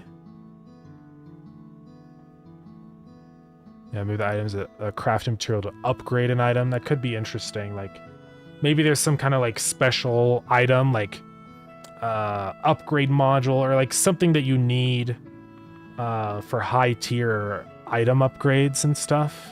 That could be kind of an interesting idea. So like it's not just it's an item that you can only get from fulfilling your quota, and then it's like in limited supply. So you've got to decide like, what do I actually want to upgrade? That kind of thing. That could be cool. It's definitely an option. Gives you a special item that can be used only for upgrades not found from any other source, right? Only through the quota, because there has to be a reason for the quota. So that could be good. I'm gonna get so many people asking for multiplayer on this game. I do multiplayer if it does well. Like if we make like, I don't know, $100,000-$200,000 from the game, then I would do multiplayer. But only if.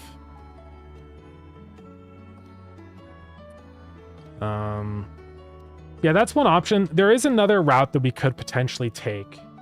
I don't know how we feel about this, because it could be a little crazy or feel a little impractical or like not grounded enough. But we could do like permanent upgrades to your character, right? So it'd be some kind of like medical injection. You'd like stand in a little, you'd sit down somewhere, like a little thing on the wall that gets filled with like a chemical, then you inject it into your body, kind of like biological enhancements. So it'd be stuff like gives you more health, or you can move faster, or you're quieter, you know, stuff like that, just to make it easier to play the game. So that is an option.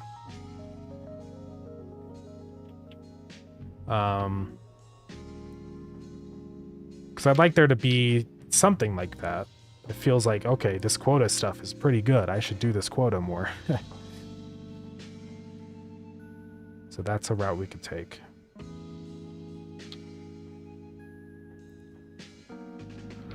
I know we will do that in the form of items too, so I don't want it to be too insane, but it'd just be little bonuses to things that you can't practically do with items. So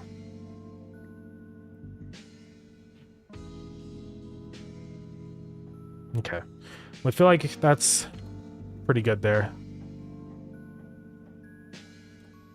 Now, health and injuries. I do want the player to get injured and have health. I do want the player to be able to die. But the way the health system is now is very, very unintuitive, and it's really hard to know what's actually wrong with you. And I think that's sort of a big problem. Because let's say that you get attacked by Ares and you've sustained some major damage. You don't know what's wrong. And like injuries do have specific types. So you could have a broken leg, you could have a broken arm, but you as a player will have no idea which one it is. So it's a little boring in my opinion. Also, if there was a way for us to portray to the player what kind of injury they had, then I feel like it would be interesting, because you could have like multiple different ways to heal yourself. So maybe like a splint versus a bandage, you know, stuff like that. And then that opens up new reasons to gather materials to deal with injuries, and to gather enough to have the supplies for dealing with specific injuries is the big thing. So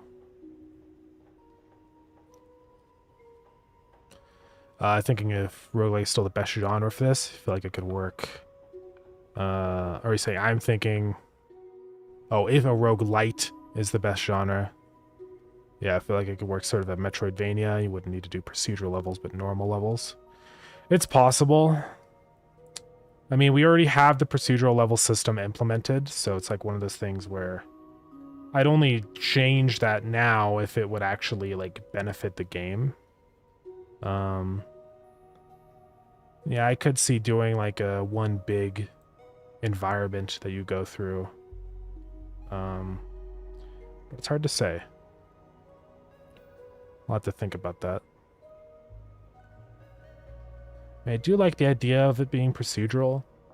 Like, there's always routes to do like semi-procedural stuff where you have like, because it's already sort of semi-procedural. I do predefine the layouts of each area. So there is the ability for me to control things and make things static. But what do I use for my mustache? Use Murray's mustache wax. Oh yeah. I don't use it all the time. I don't have any on right now, but usually it's what is it called? I have to go look on Amazon. Hold on. What is this AI? Oh, okay. Mustache. I'll go find this specific thing. This stuff. Oh yeah. Sudden death is the stuff I use. It's pretty nice. So you just got a tiny little tin of it. It really it's pretty strong, but it's nice because it means you can really like shape it exactly how you want. It's more for like definitely having like a long mustache versus like a wax that goes over the whole thing. Because the issue I always have is my mustache is like long, so like the curls here can get insane and unruly. So this is nice to have because then I can like wax up the curls and then it's controlled and it stays in place. What I like about this stuff is it's like it lasts the entire day. I tried some other stuff before, but it didn't have enough hold for me. You know, I would eat something or drink something and it would just sort of unravel. But this stuff is like, because it has like pine rosin in it. They have an even more insane version of it. There's like different like tiers of it. This is the one that I use, but there's like what is the one? There's like more crazy ones, like that one's more strong, and then there's the bone crusher wax, I think is what they call it. Bone crusher wax. This stuff. This is like the strongest wax they have. Now, I don't need it that strong, so I don't use this stuff. With this stuff, it's like super, you have to like heat it up with like a blow dryer or something because it's like just pure wax. Or not wax. What even is it? It's like, yeah, it's just like pure pine rosin. So you have to like melt it and then put it in and then it re-solidifies. So I didn't want to bother with all that because it's too much. But just the regular stuff works fine for me. I don't have to heat this up or do anything. It's just the paste. I scrape some off and it's good. So yeah, check it out. It goes a long way. I bought one and it's still almost full. You barely need any. It's just a tiny little speck of it, and that's more than enough. So I'll probably have this for like another 5 years, honestly. Anyways. So yeah, you use this stuff just like beeswax. Yeah, this is a whole bunch of it. Pretty cheap. Yeah, it'd be nice to have something like this that's a little like weaker. Or when I don't need it as insanely strong of a hold. So I don't know. I think it's good to have different products for different like you know, situations. But yeah, anyways. Quick mustache talk break. So, Zafencer, you're saying like doing the Metroidvania stuff. What like how would you see that? Like basically you just have one big environment that you explore instead of it being procedural each time? Yeah, you just have like a large interconnected map, kind of like Hollow Knight. I don't really play a lot of Metroidvania, so I don't know. I mean, that is a possibility.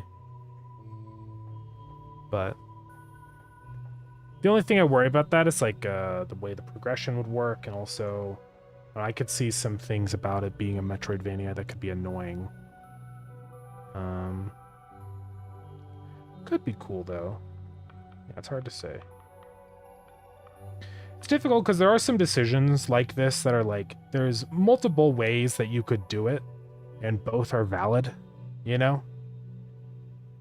I think they just offer up different pros and cons.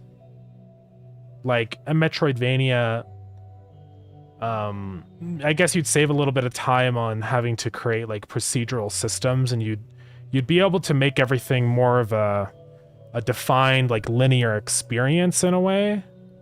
But also then there's other issues that come with that. You have to worry about like dealing with loading in chunks of your map and stuff, like performance. Also like progression becomes a little bit weird. You'd have to be careful about like you know, there's just a lot of like things that would have to change, I guess, for Deadlift. I'd have to sort of rebuild a lot of the code that I've done to make entities do things. I just don't know if I want to do that or not. It's hard to say. And another part about a Metroidvania for sure is it's much harder to add in new content. Like what's nice about Deadlift being procedural is if I want to add in something new to the game, it just kind of works. I just add it to a list of things that can spawn or whatever, and then it's there, right? But with the Metroidvania, you have to like fit it into your world somewhere. It would probably require a lot of work having to go back to previous areas and updating them all the time, which I don't know how I feel about. So yeah, it's hard to say. Yeah, like key cards or something.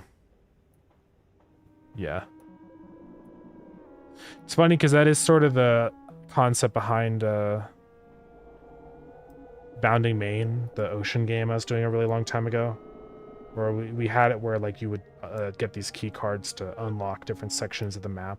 That really is sort of what like SCP Containment Breach is, if you think about it. Because you have this like whole big connected map, and then you get these key cards to open up different sections of the map. So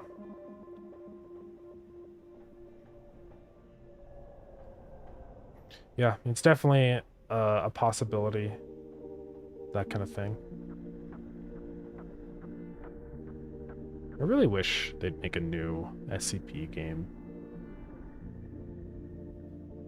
That would be quite nice. There's so many SCPs that aren't explored in this game. I mean, there's a lot of them, but this game's open source. Yeah, I think it is, but I'm sure there is a lot of technical debt with this game, you know. It's probably really annoying to work on. I don't even know like what language this is in even. I know nothing. Is it done in Unity?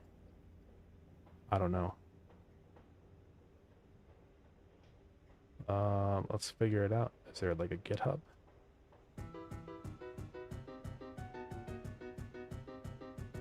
There is. Barotrauma was made by the people that made SCP Containment Breach? Interesting. Did not know that. And then they're working on their new game now, Frost Rail. Whenever I see this, I always think it's Frost Trail. This does look neat, though. Excited to see what they do with this.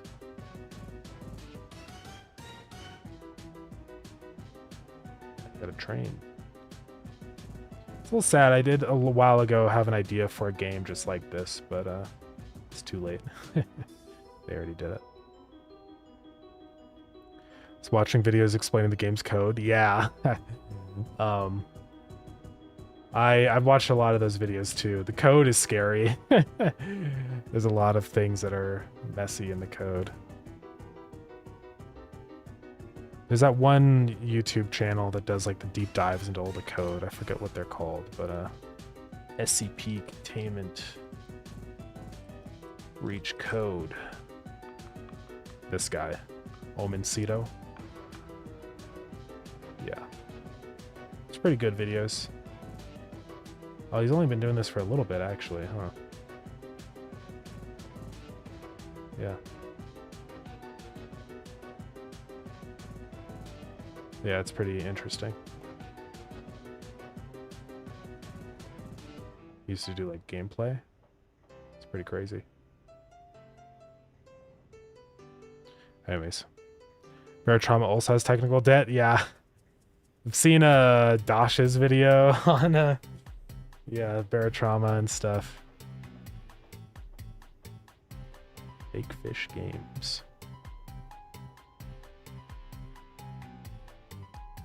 Yeah, this is what happens. And again, I think this is why small games are nice, because you kind of prevent technical debt.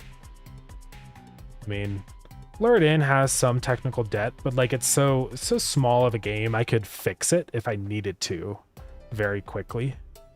With a game like this, you have so many systems that are everything depends on so much.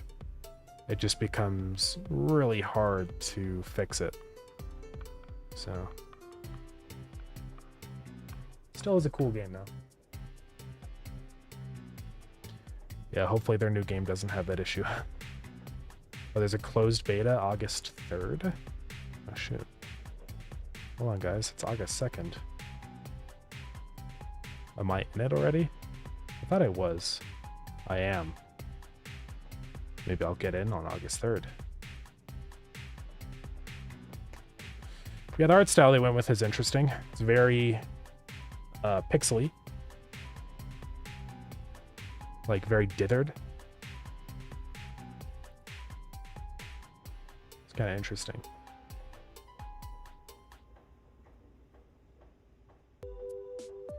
Sort of reminds me of I played what's it called? Misery. This game. It's got a similar vibe. Very low poly, crunchy textures. This game's more of like it's kind of interesting.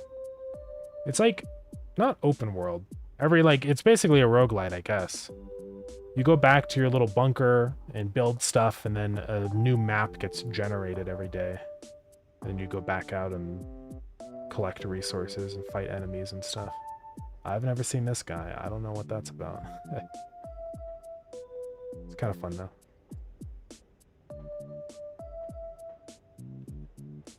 Anyways. Yeah, Metroidvania, it's a possibility. I'd have to think about how that would really work, but Feels like it would be a really big shift. A lot of these things we've already specified in here are simplifying and minimizing. I want to minimize as much as possible. I don't want to expand this game. So, anyways, health and injuries. So I was saying it's very hard to tell if you're injured or what kinds of injuries you have, right? Just kind of annoying. So I think I want to change that system to something different. Now, honestly, I don't mean to steal it, but the stamina system that Peak has actually does kind of work really well. Because essentially how it works in this game is you have a bar on the corner and it like fills up chunks of it with statuses. So now it wouldn't be stamina for deadlift, but you have like, you know, hunger takes up a section in your damage. But I could see doing something like that that's just your health bar. And you would see like chunks of your health bar taken away with the things that are damaging you. So if you have like a broken leg, it like shows like a chunk of your bar as a broken leg, right? Stuff like that. And that's a way that you could visually see what's wrong with you. Also a way that's not too annoying or hard to like... I thought about having some kind of view where you could like look at your body and it shows like how you're injured, but that's kind of like annoying to do. I don't know. And then we'd have to figure out how we're gonna like render in the player's body and stuff. I think if we just had this and you could just hover over it and it shows like what the injury is and what it's doing to you, then that would be plenty. So, and it wouldn't be too distracting, just having it in the little corner over here. Something like that.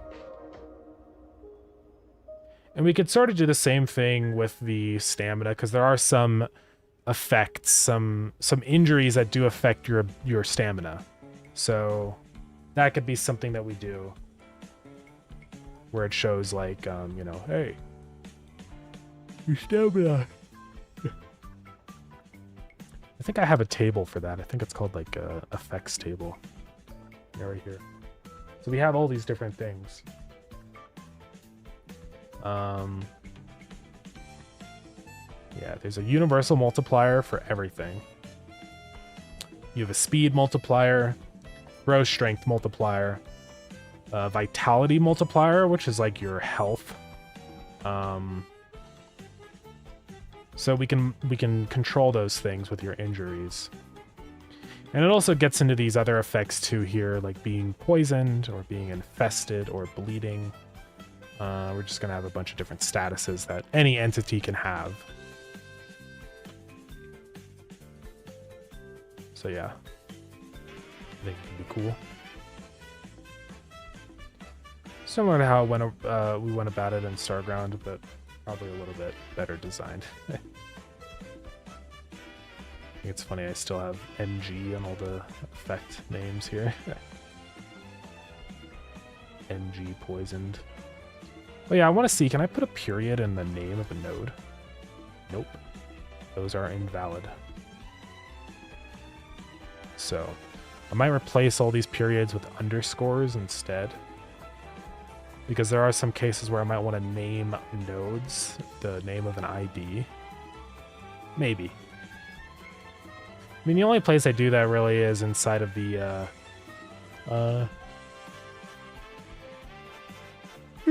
the corridor pieces, so I probably don't really need to do that. We'll see.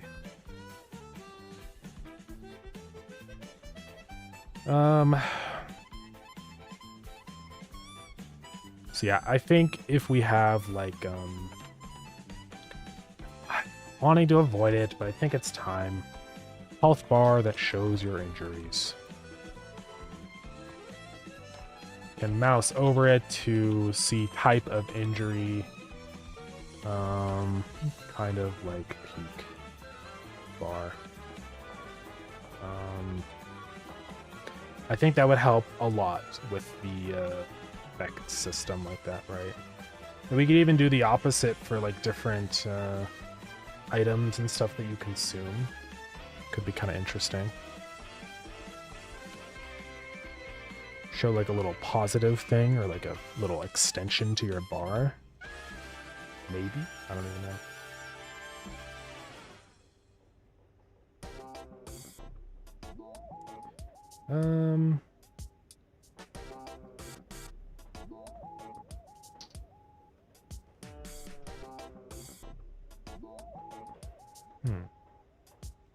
What other things would work for this?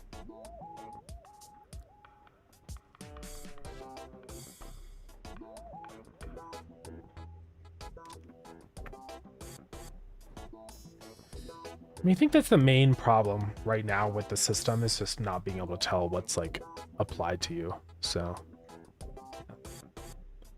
KCD does pretty much exactly what you described with its health and stamina bar. Oh yeah.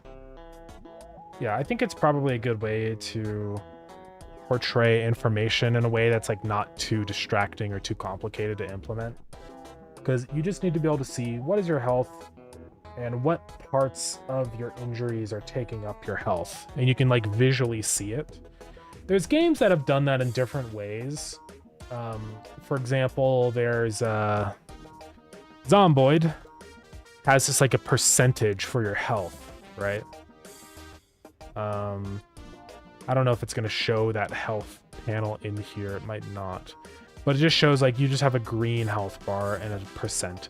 So it's really hard to tell exactly like what injuries are contributing to your bad health. So if we had a bar like that like visually showed like this section of your bar is because of your broken leg, or this is because of this, that would be, I think, pretty nice. Visual representation. I want everything to be visual, ideally. I think it's just better that way. So, welcome back, Oshik. How's it going? So yeah, I feel like we're slowly building toward fixing a lot of these design issues. It's kind of important sometimes, I think, to go through and like, especially early in development like this, you know, I've been able to identify problems I've had, and now I can go through and be like, okay, let's fix them now that I know what they are. Because it's really easy to say in retrospect that these issues were obvious, but it's hard to predict what problems you might encounter with an idea before they happen, you know?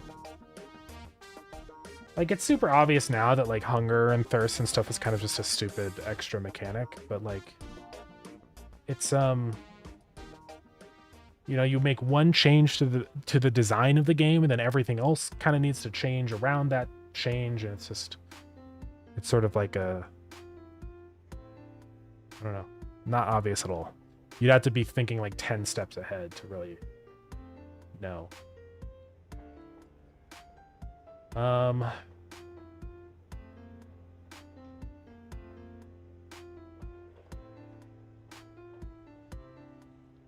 Yeah, trading, I'm just gonna leave that for now, but I'll probably go back to that and enhance it. I honestly feel like maybe making it like a whole different thing. Like maybe there's just like a little window that you can talk with them, but you have like a whole like computer to trade or something. And just like shoots that suck in items and shoot them back out. I have no idea. But we'll see. Well, either way, I think we need to get the camera system working. So let's do that.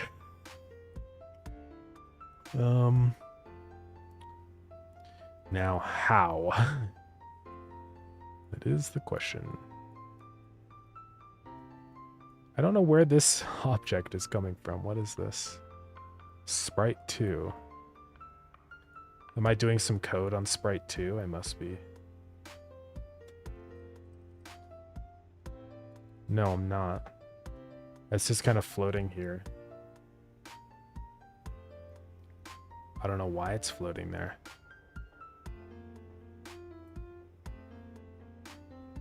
Oh, it's just because it's a 2D node and it's not attached to a sub viewport, so it just sits there.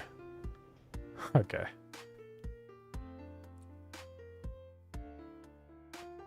Oh, but I guess I was using that to test placing things onto our UI. Right? No, I don't know. I don't know why that was there. That's probably a mistake. We'll see. Maybe the game will crash right now. No, it's fine. Alright, so how do we want this camera to work? This is what we need to figure out.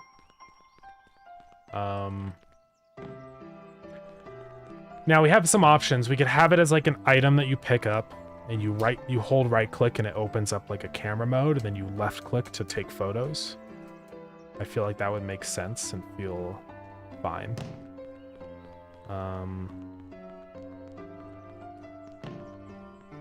So maybe that's the route we take. Catch the rock. Oh, I didn't catch it. Well, now I have to catch the rock. Got it. I forgot about this shader that I did, where it like stays kind of always toward the camera. It's pretty weird. It was freaking hard. But it does kind of work.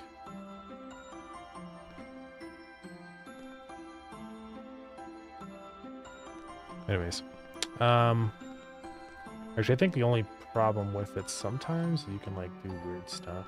Actually, no, I don't think you can. It prevents you from ever seeing an item like at the side, you know, so it's always visible. Probably do the same thing to entities. All right, so what we have in here is you can like pick this up, and there's going to be a little camera node in here that'll have a viewport. So we can do that. We'll probably keep the photo resolution really small, because this is the viewport we have here, which is 256, so very low res. I'm going to have to take in a texture from that and like put it on the item itself. And that's going to be a little bit difficult. I'm going to have to do some funny stuff there. I see how Dead Rising does its photography system. I have not. Dead Rising. It's a pretty old game. So where does that... I don't know if it's going to show it, maybe in the trailer. Is this a gameplay trailer or just a... Oh, it shows it a little bit. I'll probably have to look it up. Photography.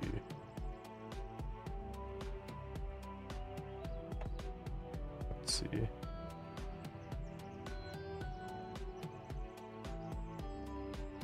Just types of photos.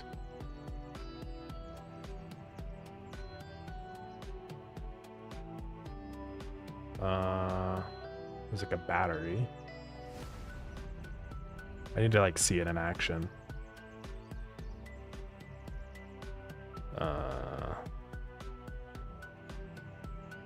Maybe like it'll show it in this kind of video. I don't know why, but no one has made a video. I don't know why, but yeah, here we go. Yeah, that's one route that I've thought about doing with the photography. Like instead of being on the item itself, it just kind of like makes your full screen become the camera. You know what I mean? So I am considering doing that. It probably would be easier. I'd have to think though about how I need to be able to take a texture from the viewport without any of the UI on it. So I don't know how to do that. I guess I could like temporarily hide all the UI, wait for a frame to render, and then do it. I might have to have a separate viewport that just has the screen texture on a big shader, and then take in a material from that texture. That would probably be the way to do it, I guess. Then it could be on a layer that's below our UI layer, so we can take photos of the world without the UI affecting stuff. But there are other issues too, which is that if you have a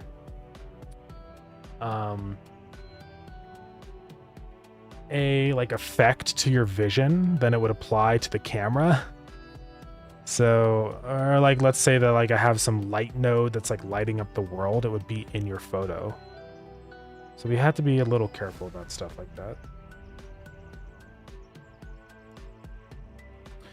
Yeah, I'm thinking about doing it that way though, because it would be easier than having to have a viewport and stuff on the camera, because it's kind of stupid and annoying. So let's see if we can mess around here. So this has all of your UI.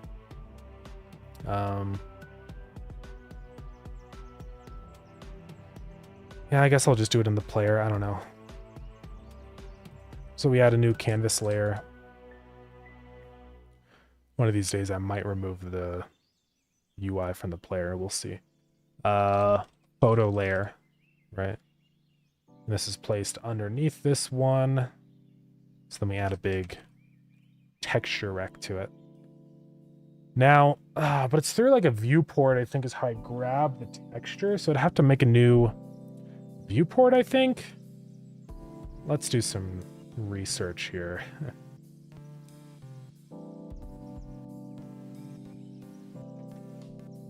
Yeah, it's get texture on a viewport. So that is why we would have to have a separate sub viewport probably to get the texture from it.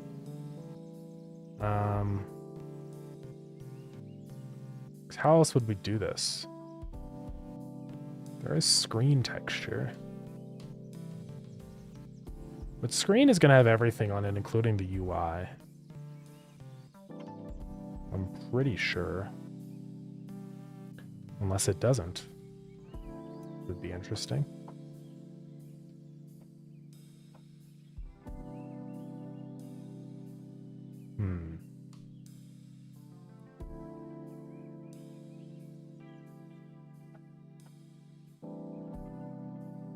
Yeah, I don't know.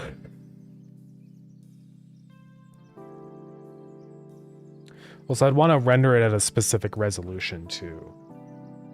So how would we do that?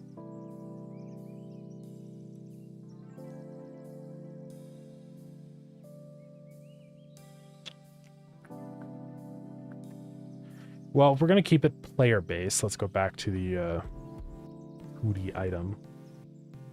Item 2D. We can cut out camera view, save it, go put it as a child on the player. So we have this now. This will be our sub viewport with a camera on it. I guess what we could do is just have this camera perfectly follow the player's position and rotation of their camera, you know? So held camera. And then that way we can probably make this work. So now I'm just going to say held camera.global position is equal to camera.global position. And same with the global rotation. Right? It's gonna scream for a second. Restart the game. So it's gonna do that. Then I can grab a texture from it. So we're gonna say var held camera texture. It's gonna be a type of texture 2D. And then figure out how we want to interact with it, but let's just say held camera texture is equal to camera viewed. I get texture. All right, so that's going to do that every frame, and we won't do it every frame, only when we're actually holding it, but for now it's fine. Okay. Then I can apply a texture rect here. And I'm just going to say that dot texture is equal to held camera texture, just so I can look at it. Let's try it out.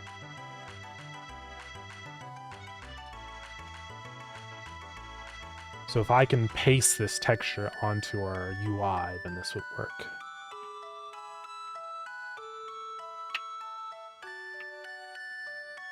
If it ever loads without crashing. Yeah, see, look, now you can see the camera. That's what the camera is seeing in the top left.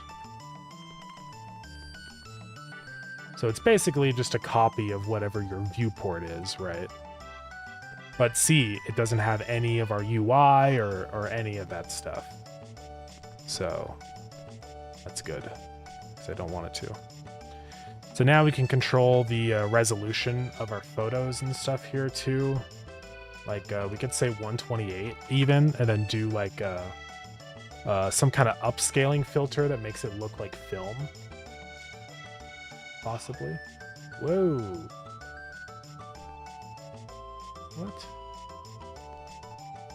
Oh, it's like only if I mouse out of the game or something? I don't know what's up with that. So this is what this photo looks like.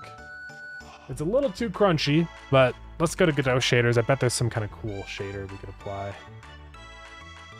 Whoa. Screen space God rays is awesome. Hold on, guys, I gotta look at some of these. Face swap. Pill shader. What does that do? Domain warp. Skewed HP meter. Text peel. Borderlands. Color replacer. Aurora Borealis. Anime fire. Panorama, like FNAF. Ooh, label blur. Hold on. We might have to take a look at that. Ooh. Retro dithering. Realistic tree. This is so much cool stuff. Oh, a pill slider. Okay.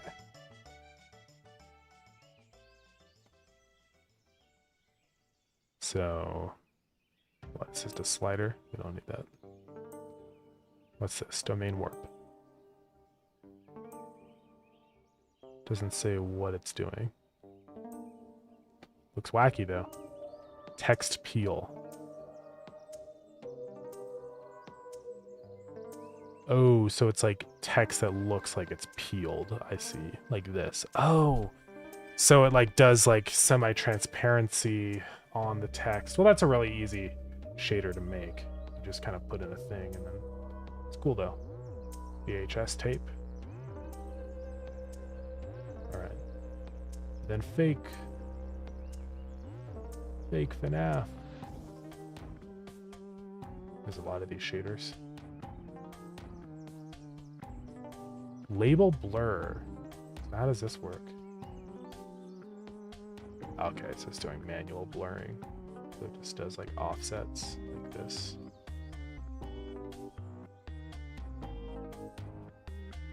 That method is okay, but it's a little laggy. So, broken affine mapping.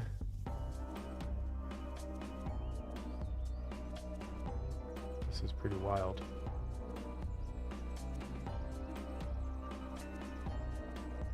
It would be cool to explore affine mapping. It does look really neat. Maybe one day. Okay, anyways, let's look for what we're actually looking for. Film. Camcorder horror shader. I also kind of wanted to do like a blur. So honestly, maybe like a Kuwahara filter. I don't know how to spell it. There we go. I've been wanting to do one of these for a really long time. I just never knew where to put it. But it's a really cool effect. So we could just try one of these. Let's add it onto here. Shader material.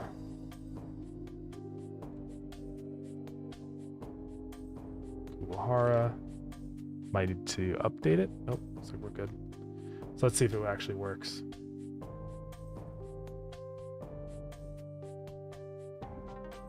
But now, how does this work? Shader parameters, radius.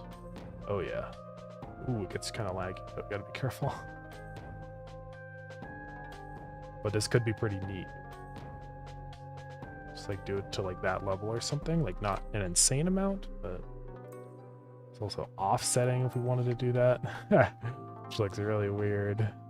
It's like offsetting the colors.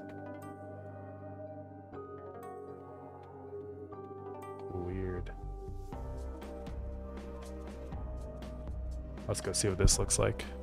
So this should kind of blur the pixels together, but in like a cool, epic way.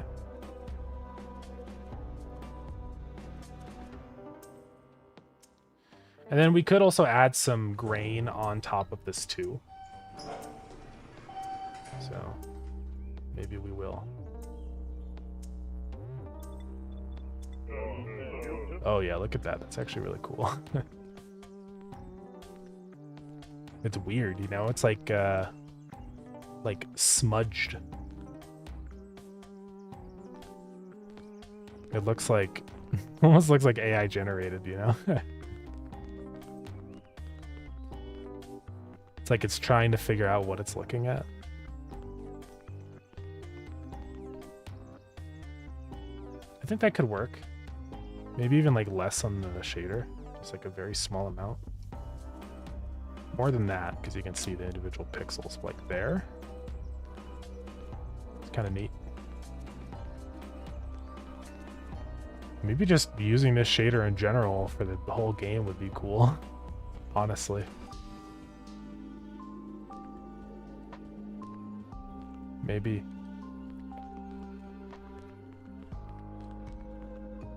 I don't know why the decals are flickering like that. What is going on? A little weird. Oh, it might be like a weird shadow thing, possibly. I don't know. Also, is our camera like compressed? No, I don't think it is, right? It's hard to tell. I don't think so. Doesn't appear to. All right. We got all these different like orthogonal camera, orthogonal frustrum, which is really weird. You can change the size of the frustrum like this. It just looks strange. It's kind of disorienting. It still is like perspective, but like it's weird. Oops. And we'll make it so you can adjust the FOV and stuff. The pizza game? This is not the pizza game. This is a Deadlift. It's a horror game I've been working on for a little while in the background. So what we're working on right now is implementing a camera that can take photos of things. So you can kind of see it in the top left. That's just a little preview of what it'll look like. I'm just kind of messing around right now. See, I think how this is going to work is we're going to do... So this is the actual camera here. Let's do this. I'm going to create a color rect that goes over everything. I'm going to put this as a child of that object. Set the texture. It's very nice. Thank you, thank you. Yeah, maybe one day we'll go back again to the Demonos game, but not right now. Okay, so for the stretch mode on this, I want to keep aspects centered. Oh, it was being stretched, wasn't it? Oh, wait, no, that's just because the aspect ratio of the texture. That should be fine. And then expand mode, I want to do fit height. Let's go get a square image I can test it on. Okay, not fit height. I think it's fit width. There we go. So I just wanted to stay in the center like this.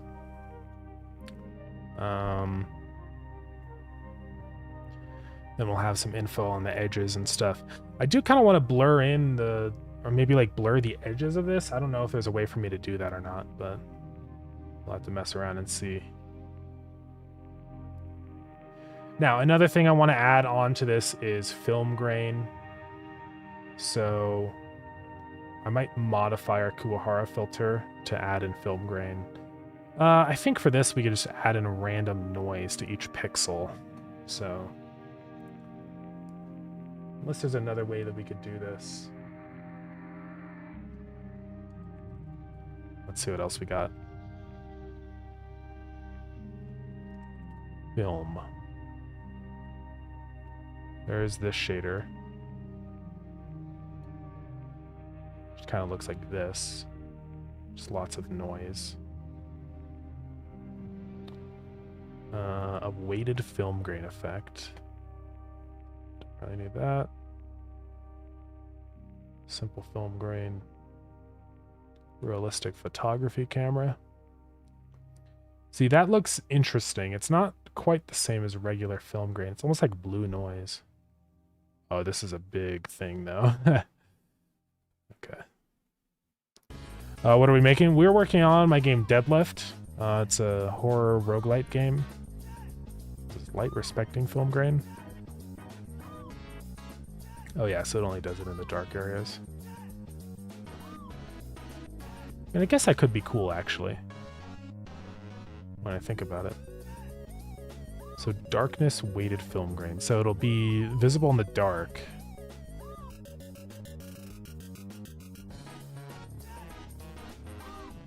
Yeah, so this should work. So we can just kind of copy this code over. Is that using a screen texture? It is using a screen texture. I don't know if I want to do that. I think we can do it without a screen texture, honestly. Oops. It's a 3D game, so I'll show off a little bit more of it in a minute. Here, I'm just working on the shader. See if we can get this to work. So this is the code here. So I do not want to use a screen texture. This will be a regular texture. We'll just modify color. Don't worry about the UVs or any of that. That one's fine there. Just call this UV capitalized. So this is just going to be color.rgb. Darkness and exponent. I don't have this set up. Let's go add these in.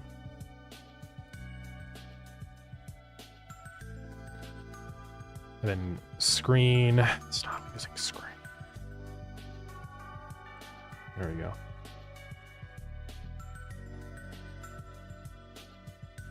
What is it? Oh, screen. Get rid of that. Don't know if this is going to work. We're going to try it. Let's put a texture in the middle. And the texture is invisible, so it doesn't work. I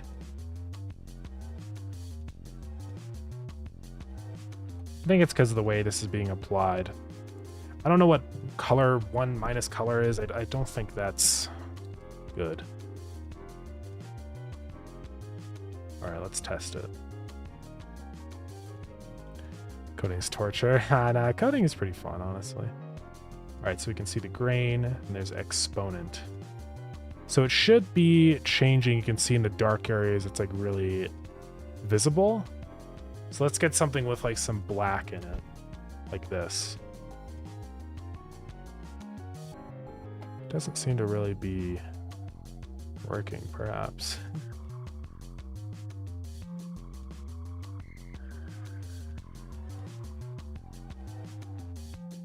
Almost seems like it's like the opposite. Brighter stuff.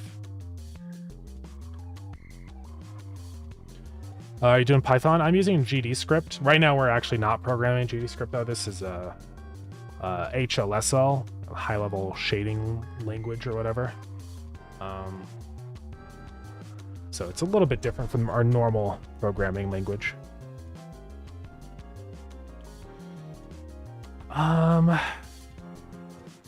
Yeah, this really doesn't seem to work.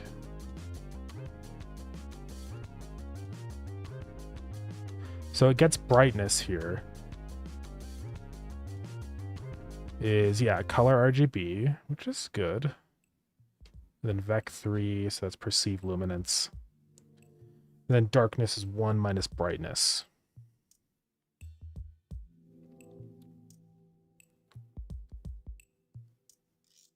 So it should be applying color. It's saying color plus equals grain times grain factor. Oh, I can also disable time here, so it doesn't do that. That would be good. It's a little weird how it looks, though. I'm getting some crazy Moira patterns or whatever.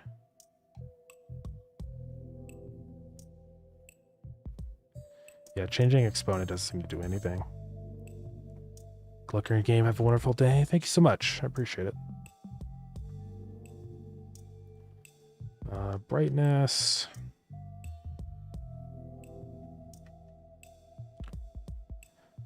There's some weird stuff here. I feel like that doesn't make any sense. Like this. Let's just get rid of it. No more grain.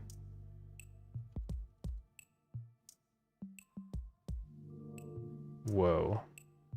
So you can see it is like white in the darker areas, so it should be working.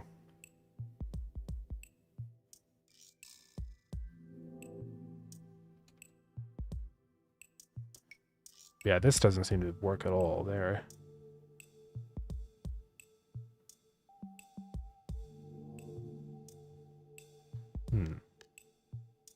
Trying to figure out how to do this. I want to get one here that doesn't use screen texture because that is annoying. So there's that one that didn't work. This one also has the same thing where the darker areas are, but it's also using screen texture again. It really doesn't need to, though. That's the thing.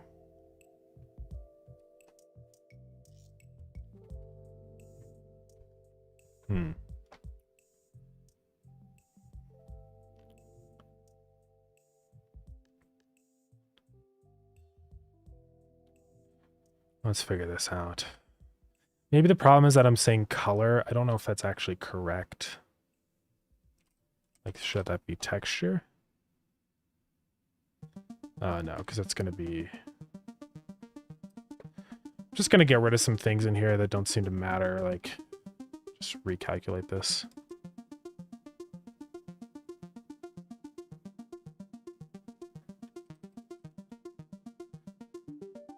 Okay, so those are the bright spots. So we do want darkness, because that's going to be the inverse. So it's going to make the dark spots dark. Right? Now I can't see anything.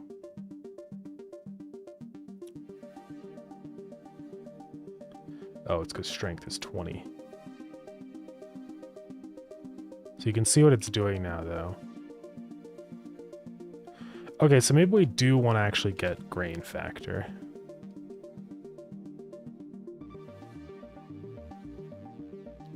Because that just, like, controls does the dark spots way more heavily. Seems like it's only doing the very darkest spot, though. It's probably because I have exponent insane. Yeah, there we go.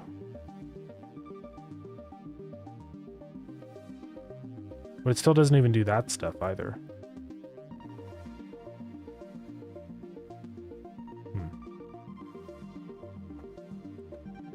Maybe exponent's not really what I want.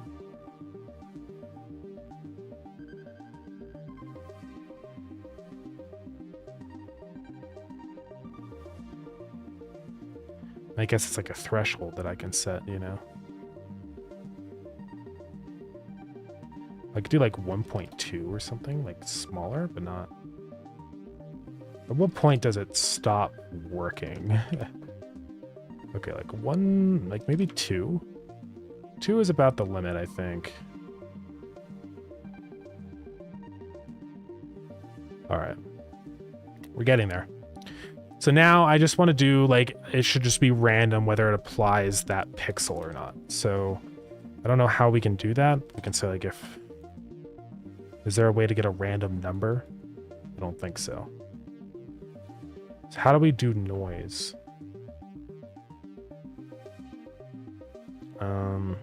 I guess that's what this is for. The grain. Right?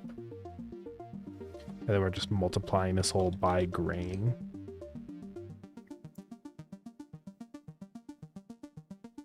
But I'm not even... Oh, wait. It's not the strength. So, like, it does do something, but it's just really weird. I don't know how to change this mod to be normal. I think it's just trying to generate like a noise function. And it's getting X here. I don't even know what that's for either. I think I'm just gonna not do grain this way. We could sample in a... I just want to get a random color. I don't know. Well, we can get the color at RGB. I wish I could get like a UV coordinate or something. Probably just gonna have to do a noise texture, that's fine. It's uniform sampler 2D noise. Source color. I think I say that on that. And then we're going to save our float noise is equal to... Oh, I can't call it noise, hold on.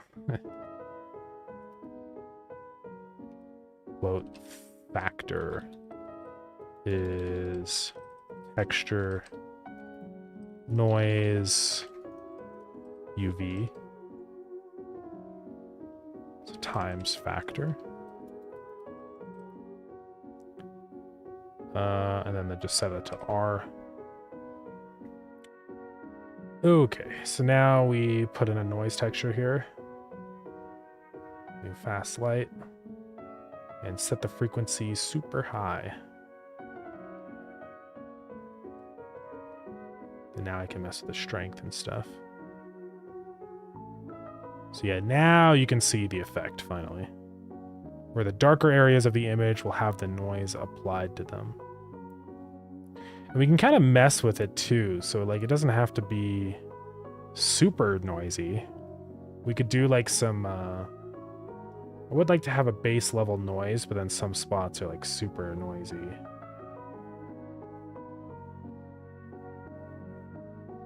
So we could mess with the color ramp here.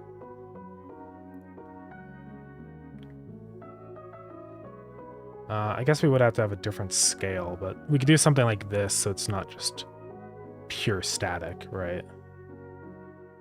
We can control it a little bit more. Yeah, basically, though, we have options. That's the whole idea.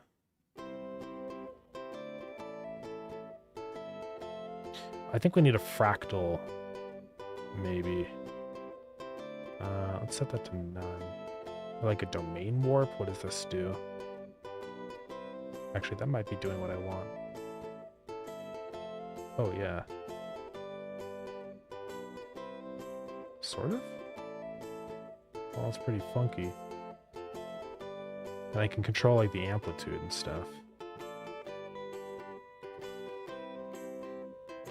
Let's do like a massive amplitude. Is frequency what I want? I think that's too much. Maybe a very small frequency is what I want. Whoa. Oh, that is actually kind of doing what I want. Hold on, let's lower the amplitude to like 50. So now you can see we have like this layering of like big chunks and then small chunks. So I really want to up the frequency a lot. Yeah, this is what I wanted. And the amplitude is like how strong it is. So toward like 0, it's full big chunk, but the more we increase that, the more it gets distributed like this. So we can kind of do like chunky noise like this, where there's noise everywhere, but some spots are like hot spots. Then up the frequency if we want. Something kind of like that. Then we can mess with our color ramp to control how distracting it is and stuff. So I think this could look kind of interesting. Let's boot up the game and see what it actually looks like now on a real camera texture. And it'll stay the same. I don't want it to like the noise to be changing because that's not really how this is going to work. They're photos, not film. If it was a video, then yeah. But... So that's what we're left with. I want the photos to be like a little bit hard to make out, honestly.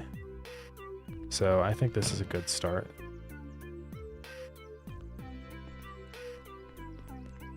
So they should be applied, the noise should be being applied to the darkest areas of the image. So you can see when we're inside of here and we're looking at something super bright, there's like barely any noise there. But then when we're looking at dark stuff, there's a lot of noise. So we can keep tweaking this texture and stuff to do what we want.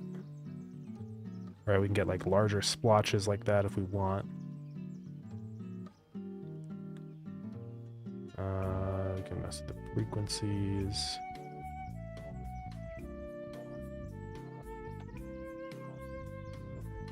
And there's also like these different types of fractals. There's progressive. Okay, so the more that we put on this, the more it fractals. Interesting. It's also lacunarity, fractal gain. Okay. Simplex reduced. Let's do regular simplex. Then we can keep tweaking this this color ramp to decide how like much noise we want in the image, right? So we could do something like this, kind of like just a little bit of noise, especially like, because if we take a photo in a dark area, you'll see a bunch of noise. That's the idea with this.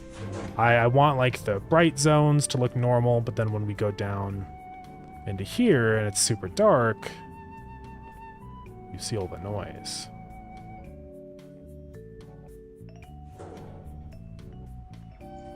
Right, so boom, noise central. And we'll do like some like extra stuff on this too. We'll have like a flashlight that flashes super bright right before you take a photo. So that'll not make it look terrible whenever you photo things. But yeah. I think it could be cool though.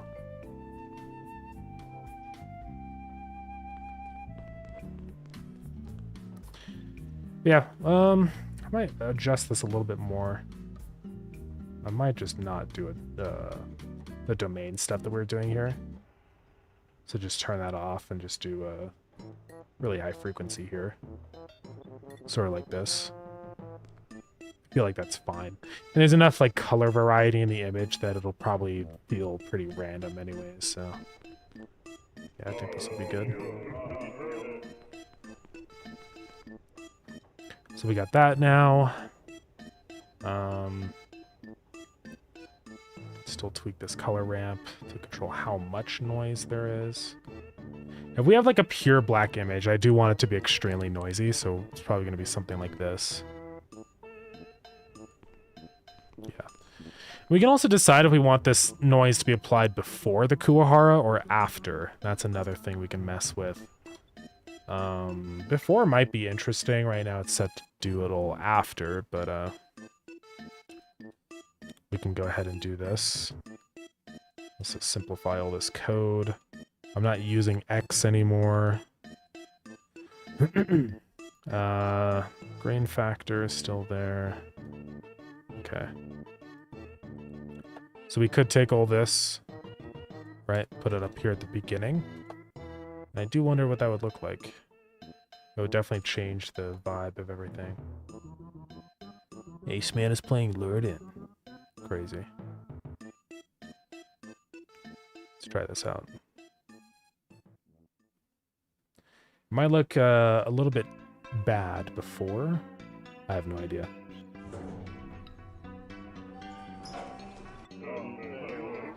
So I can't even really see it at all. That's the problem, I guess. Doing it before. Unless what's happening is I'm overriding the color with the Kuwahara filter, which is completely possible. Let's see if we are. Yep. Color equals right there. That's probably what's happening. And I'm grabbing it just from the raw texture instead of color. So that would be why. So I'd have to... I guess I could change this stuff, probably. But I'm doing some fancy UV stuff, so... It wouldn't really work. Yeah, I'm not sure how I would do that.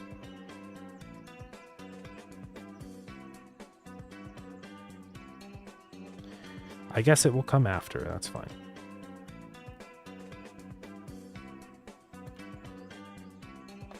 All right. Well, we should be good to go. So anyways, now what we can do is like make it if we're holding a camera and we hold right click, that's only when we can actually see this happen. So I'm just going to call this like a, you know, camera view or something. Just call it camera screen. So now we can go check what our input is and stuff. Touch of salt, yeah. Kind of looks like that. That'll be fine. We're not actually gonna like see it like that when we're in the camera view, probably. I might turn off that shader for camera view. We'll see. I'm not sure yet. Where is this? I check somewhere in here what item I'm holding and whenever I use the item. It's like bandage. Is this in physics process? I mean, I guess that's fine. I can do it in here. All right, so I'm just gonna check if held item is camera. Then go ahead and say if is action rest UI right. I don't think that's the I think I need to right click. Interact click. Actually, is interact click the one? Nope, that's left. So let's add in click right.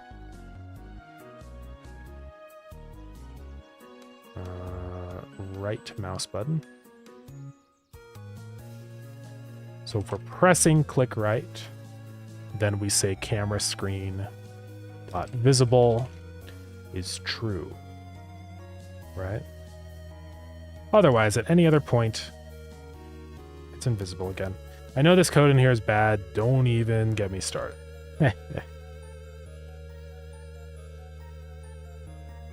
I need to move out these interaction checks into a better system. All right, let's restart the game.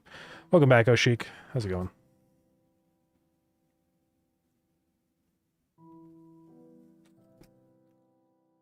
All right, let's see what this does. We'll have to do some sort of like transitions between the two screens somehow. I'm not sure how I want to do that yet, but... Uh-oh. Oh, I renamed it. That's why it died. Alright, so nothing happens now, but if I give myself a camera... What's the key for... Oh, right, I have to do that, and then... Give MG item camera. Give. Oh, wait, no, I think it's give. Oh, slash give. MG item camera. Let's go look. I forget what it's called.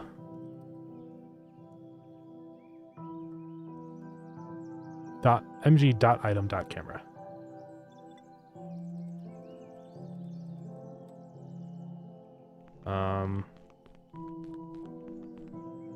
Okay.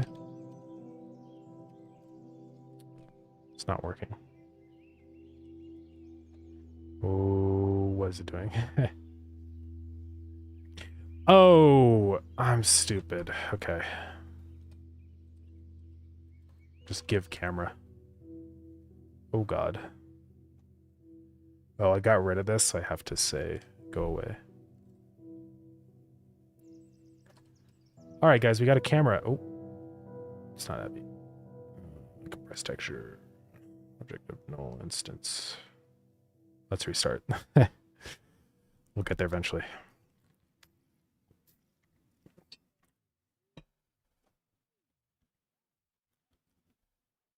Come on, game.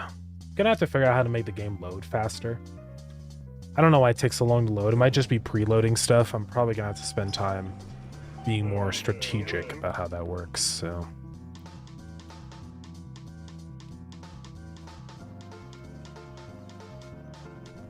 There it is. Then I pick it up and it dies. Why? Oh. No. Wait, what?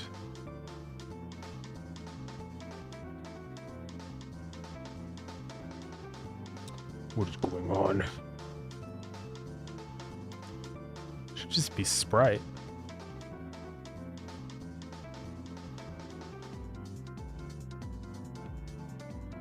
Apparently I said camera Sprite. Oh. Yeah, I don't do that anymore, so let's try this again.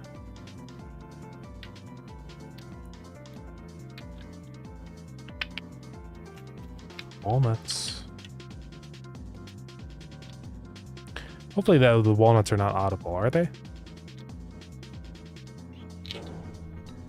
Looks like they're mostly not.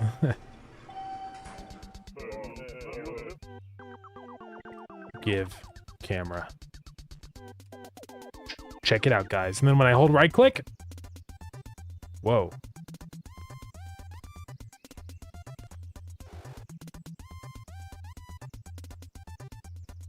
Check it out, guys. Look at it go.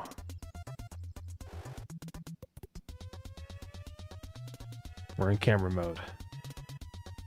And then I can left click to take an image. And then it'll create a texture that I can just use wherever I want. But yeah. It'll be a square.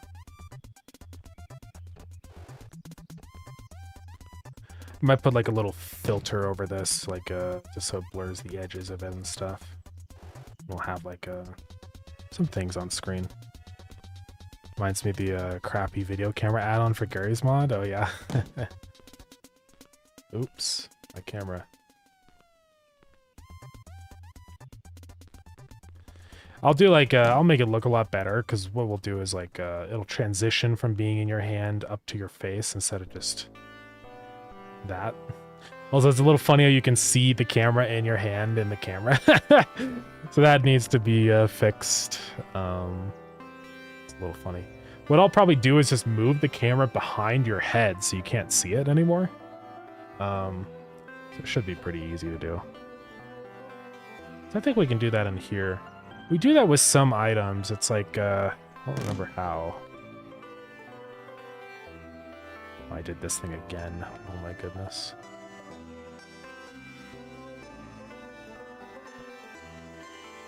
There we go. Now so the flashlight doesn't do that.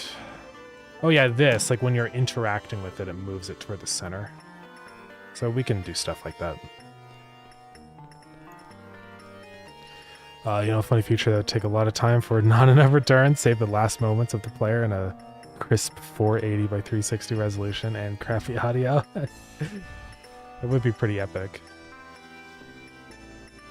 Maybe, you never know. I think it'd be funny if the photo, if you like die or something, the camera takes a photo. So if you had like the camera in your inventory, it's just a photo of the last thing it saw before you died. So maybe we do that.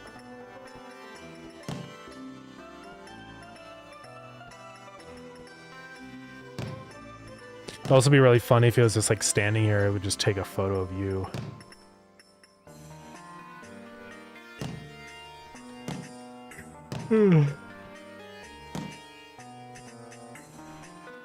It's funny how the physics shapes on these objects are weird. They like roll around and stuff.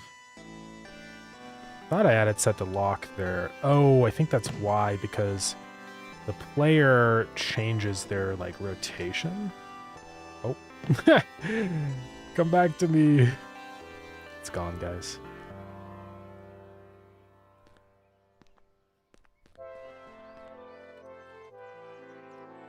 Anyways, we're closer.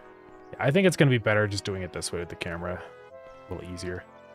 So there's some more things I want to do now. I want to add like a big like blurred thing on top. I don't know if there's an easy way for me to do this kind of shader. Like a blur. I don't want to blur things. I guess maybe I'll just do like a dual. Just a blur like this. It's only one spot in the whole game, so Yeah, we're gonna hide the camera when it's zoomed in. It's just kind of funny. Burp.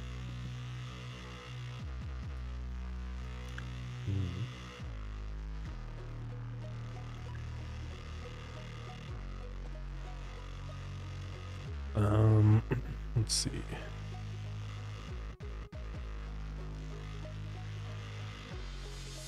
Yeah, I don't know what route we want to go. I mean, like, this is fine.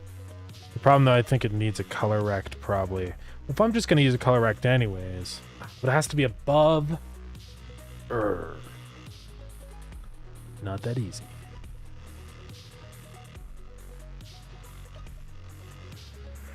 Yeah.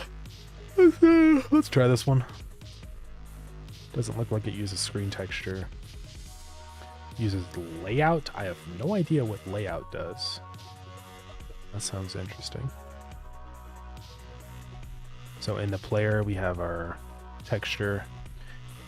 I want to have a little bit more control over this node, so unfortunately, I'm going to add a margin container. And honestly, no, actually, this will be fine. I'll just say center, and then, but then it's not actually going to propagate to the size. All right, let's add some new nodes. HBox container, full anchor, texture rect, put in here, HBox, set to center, margin, put under the margin container, theme overrides, offsets. Let's say 64 on every side. Boom. Okay. Next step, I'd love to have a little blurred square go over it. How we would do that. Might just have to draw it. Don't feel like drawing big, high-resolution images, so might use this shader. It says unsupported shader type. Will this even work? Shows it working. Yeah, I don't know about that. Let's look for a different one. This one's better. Okay. So now, on to this guy. Can add a texture rect. I wonder if I have like a square. Let's just try the circle for now. Like that. Then a material. New shader. Basic blur.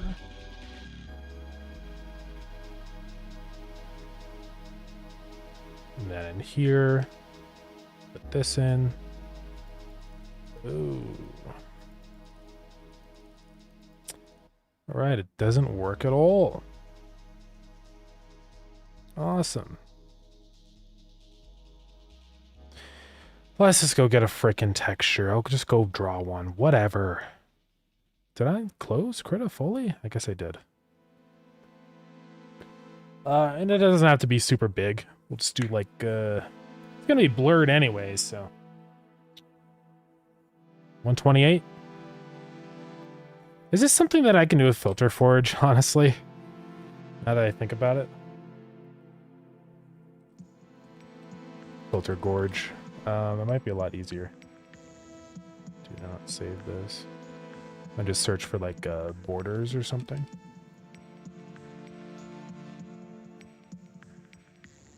Kind of like this, but just black.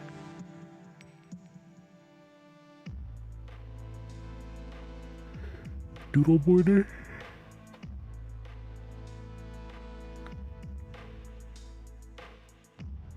I would love one that just has a black border. That'd be pretty cool. Whatever. New image. 128 by 128.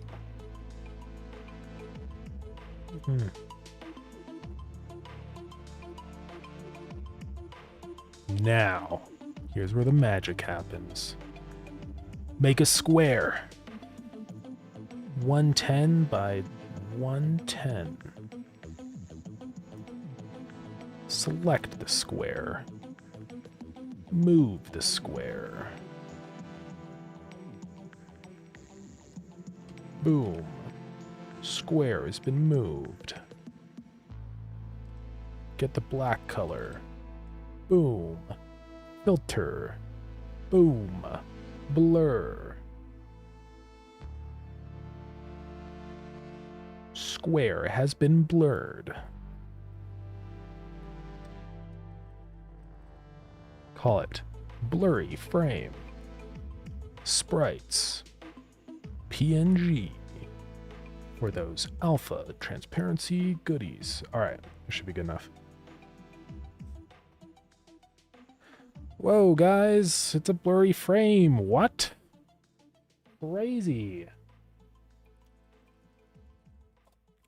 Now I need to see what a viewport on a Polaroid camera actually looks like, so they're usually pretty terrible. But good job. Thank you. Thank you.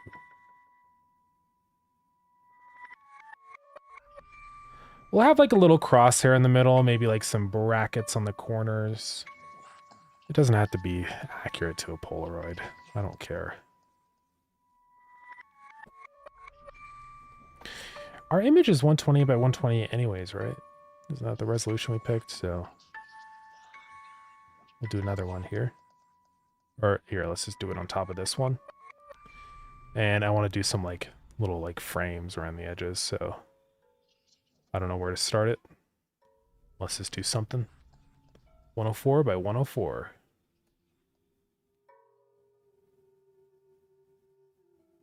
I think that's the middle. Good enough. And now we need to cut it out. Maybe like that. Let's actually do it like that. Boom. Now I don't know how thick to do it on this side.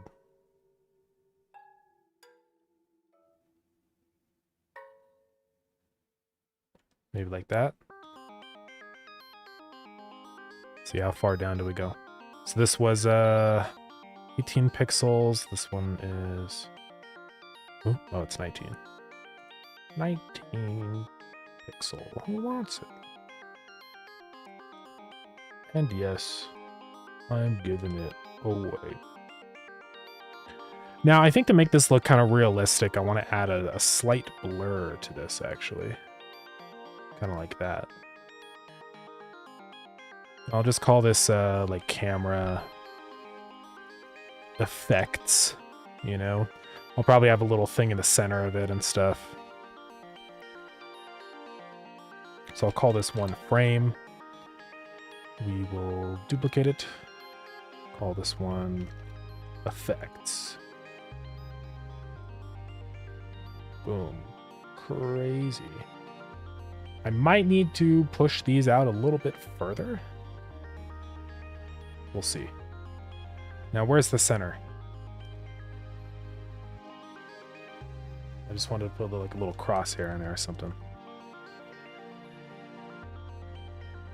Alright, let's find the center. So this is a 62, 31 pixels, should be the half. So right there. And then theoretically it should be 31 again. Whoa. Then we just make a line. Make a line. Oops. Whatever, it's fine. That's the middle.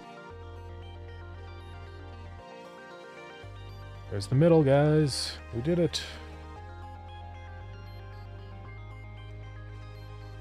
And I might make these, like, outline things black. I don't know. White is kind of weird. How thick are these? They're 3. Let's make them thinner.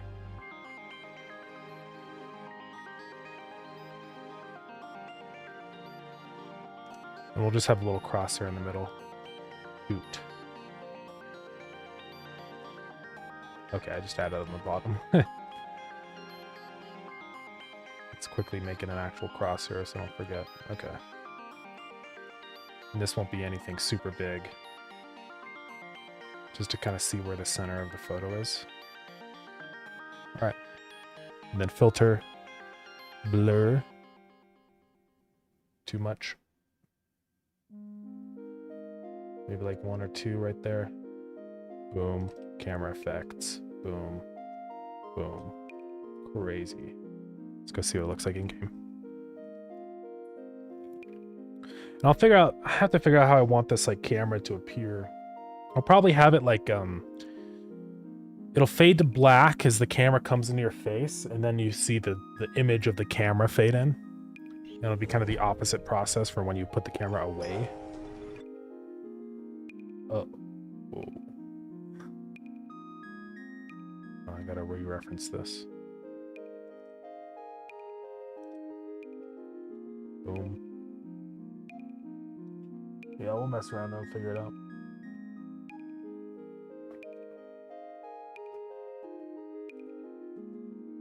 Yeah, I don't know if this viewport is accurate or anything. I don't really care. It's good enough.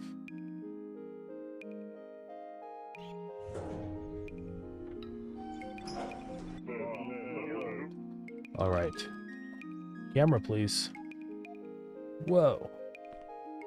It's like we're about to take a photograph. Crazy. All right.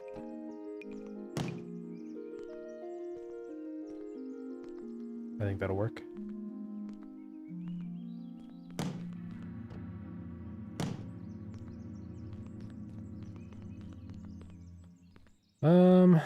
Cool. And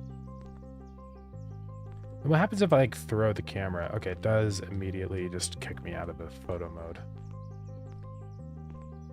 Probably have some like little sounds and stuff for when you go into this mode.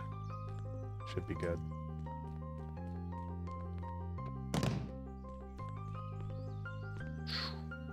Now I don't know if we actually have to, oh I caught it, that was insane. I don't know if we actually have to call get texture every frame, because I think once you get texture once, it's like, it gets like a reference to a texture and like it's like a static reference to it, I think. Now I may be wrong, but just to see, let's do it once already. I was correct. You don't have to do it every frame. Thank God. I think, unless I just need to relaunch the game. That's probably what it actually is. And then there's some signals and stuff we can check for, make sure that's had enough time to render a frame. Although that's probably not going to be enough. I need a camera, please. Yeah, see, so I only have to call it once and just set the texture and then it's done. So honestly, what I can do, or I'm already doing that, I just set at the very beginning here. So, pretty easy. I don't know how I would like capture a static image then that's not duplicating every time. You know what I mean?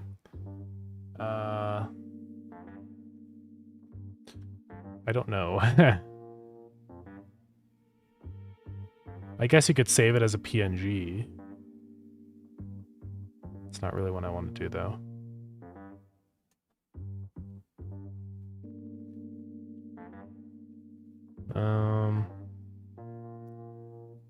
Get texture.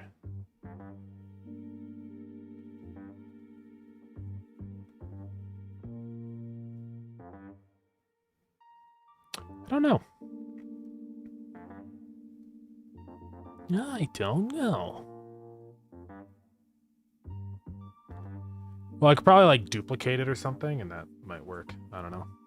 Not really worried about it right now. Okay. So it's pretty much working. Now, one thing that's going to be, I guess, a little bit complicated is like, how do we know when we've actually taken a photo of a creature, you know? So we sort of need to figure that out. I think the easiest way probably would just be drawing like a ray cast from the player to the creature. And then if it gets hit, then it's fine. And if it's not hit, then the monster is not in the photo, you know? It's probably the way to do it. The only issue that I could see with that is there are like objects that might not necessarily have collision that could block visuals. Maybe? I don't know what objects those would be.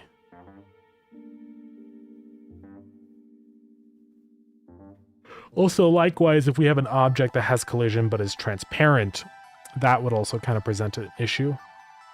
So the raycast solution is not perfect, but I don't think we're going to have any glass anywhere. Probably. Because the whole way I do like navigation from entities and stuff is dependent upon them using raycasts to see you, so yeah, I think it should be fine.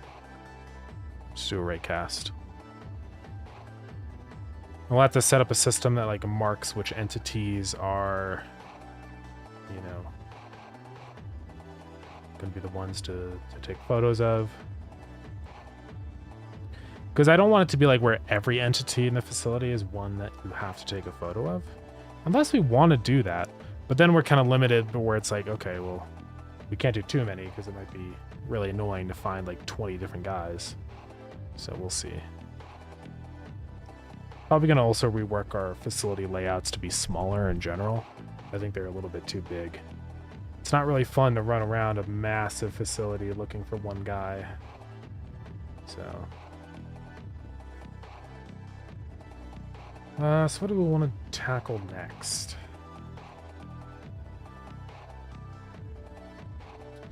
I do kind of need to like, yeah, I don't know. Bring all this stuff up with Zach and figure out what parts of it we actually want to do. Like, are we removing hunger and stuff like that? I think we could still do food, but the way I imagine it now is, instead of doing food as like a negative, it would instead be like a bonus. Like, you can craft food and find ingredients for food, but it wouldn't like yeah, you wouldn't need to have food. Probably work better. And then just make all items consuming just an instant use instead of like using it on day end or whatever. So yeah, it'd probably work.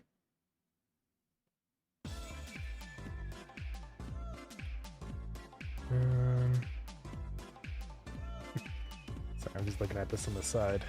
There's like a little funny link that you can send there that Steam gives you. And it shows like the trailer playing on the Steam Deck. Yeah. Kind of crazy.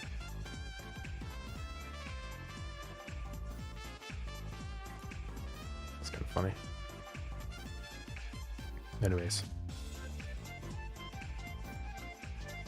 Finish task. Oh yeah, that's like this thing I have on the left side where you can have tasks. Okay. There's a lot of code in this project that needs some big changes. For sure. A lot of if statements and stuff in here. I mean, some of these are fine, but when you get stuff like this is pretty nasty. Checking for whether you can use items or not. I need to move that into its own function. That just has like a big match statement checking for all these things. That would probably be much better. instead of how this is now. So, wait, what? Oh, that's if held item. Never mind. Yeah, it's pretty gross.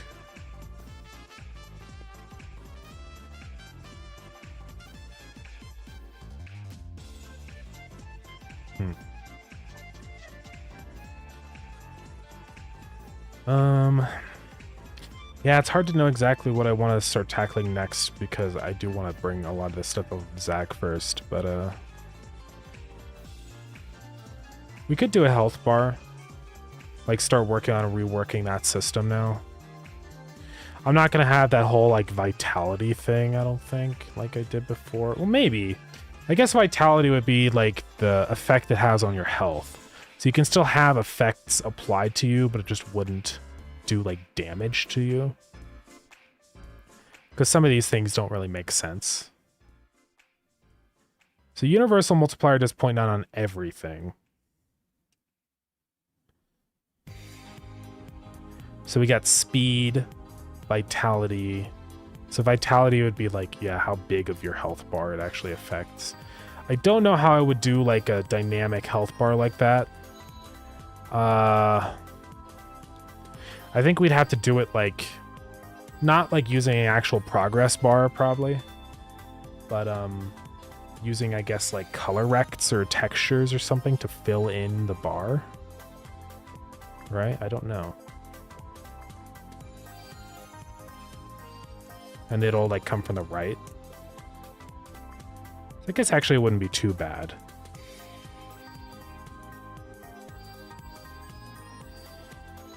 Probably. Well, let's mess around. So we got our bars down here. Our stamina bar. I want it above this one, so we have slots in the middle. So I kind of need to change this into a V-box container. This is going to be a whole thing. And then I need to redo our references to the stamina bar. Oh, did I export it?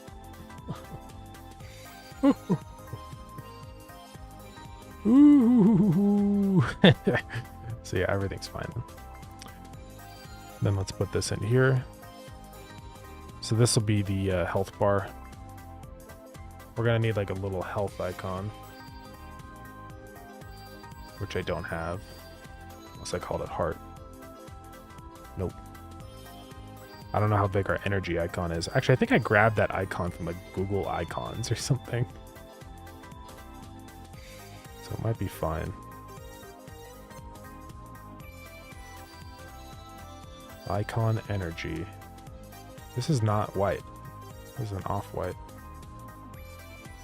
It's kind of fascinating. I don't know why I did that. See, I feel like I didn't do that. I think I got this from here. I think I just searched energy or something.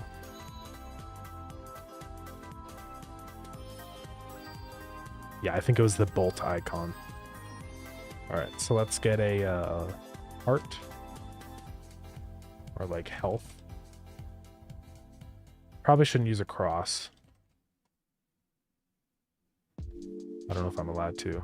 Favorite. Then how big is this image? It is 128.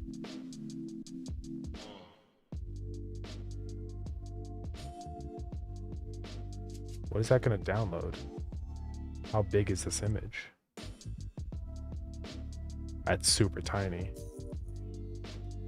Oh, is that the number of pixels? I think it is. I see. Now I want to make it filled in. I think there's a way to do that.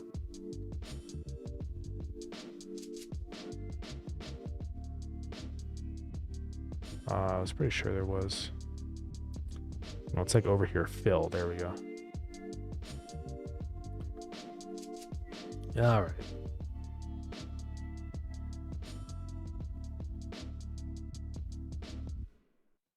Boom.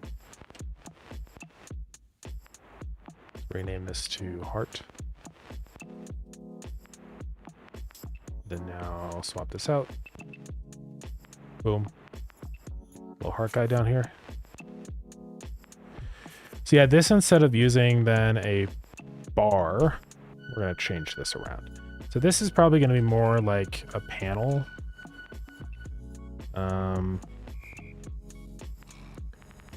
Then we're going to put an H box on this panel that is set to anchored, full rect, and it's going to start on the end, probably.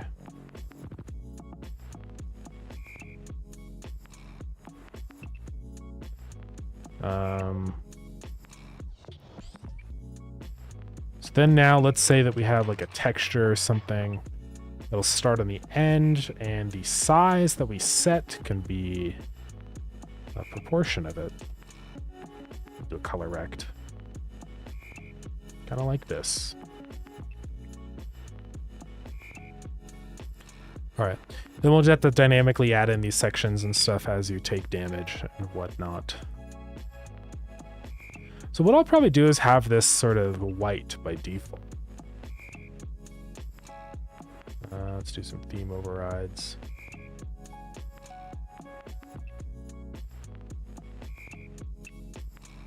Nope, not texture. Let's do flat. I don't know if we want to have this be red. We'll decide.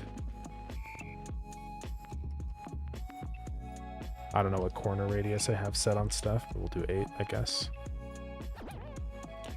And then these texture rects will probably actually be panels, so that I can do a cool custom theme override. So it'll be like this. We set our corner radiuses, and then we can make it black. Evil damage has been taken. And I might do expand, it's not margin, content margins, and do just a little bit here. Thought I could set minus margins on these. Apparently not.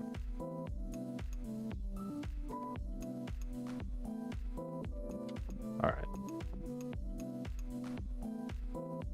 I mean, I can expand margins like this, but that's not what I want to do.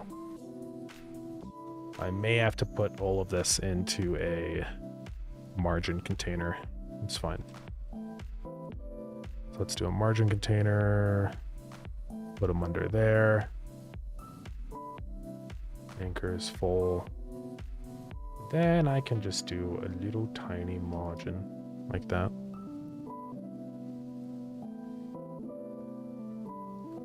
And then these can scale to however bad they are. So call it a effect, right? And then if we duplicate more of these, you can see how they stack up.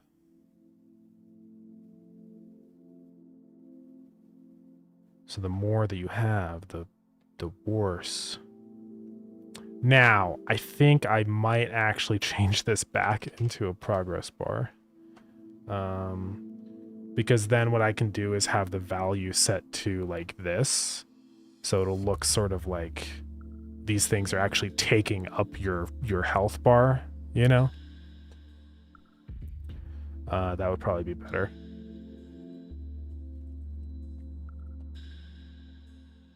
All right. What is page? Oh.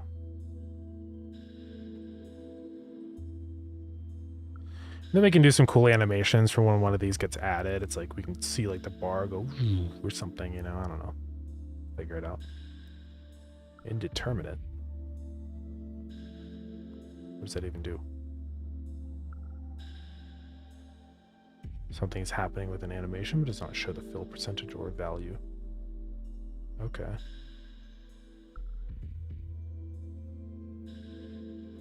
Oh, I guess that's like when it's empty or something? I don't know. A little weird.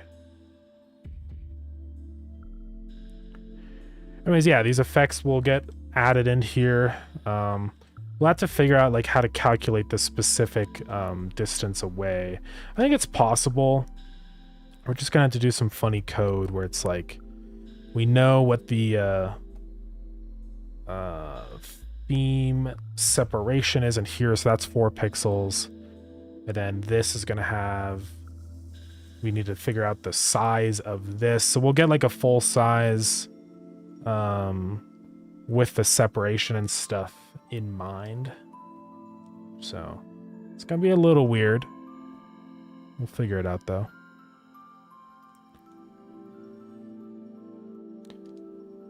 Yeah, I mean, I might honestly sort of maybe set the separation on this to be 0, possibly. And then I know that the margin is the actual width, and then just get a proportion of that.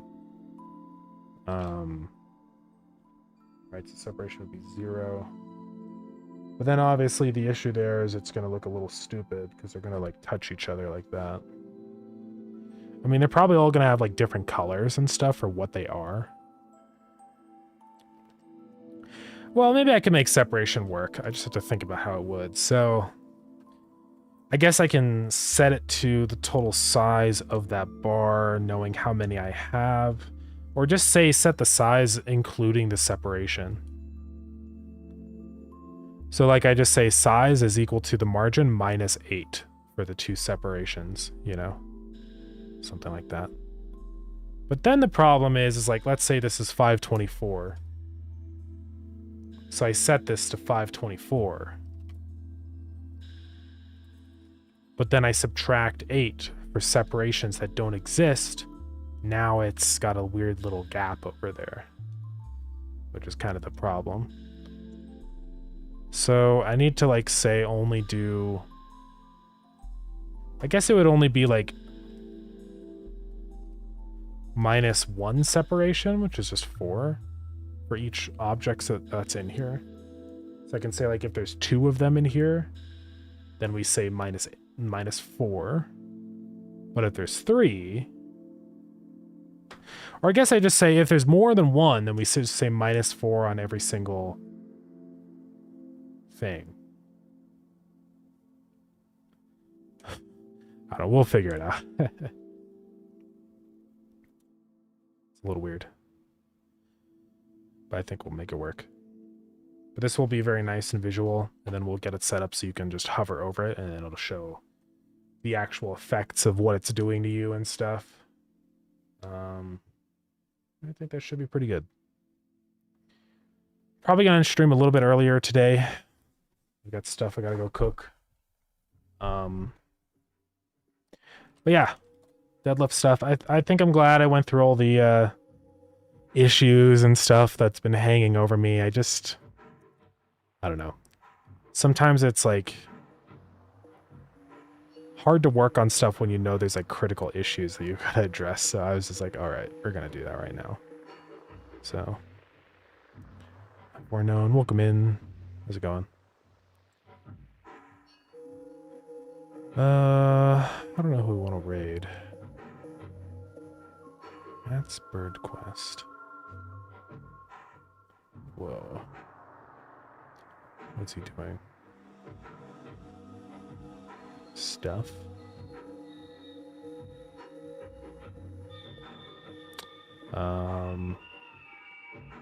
Fifth function. Stuff. Everyone's doing stuff. It's crazy.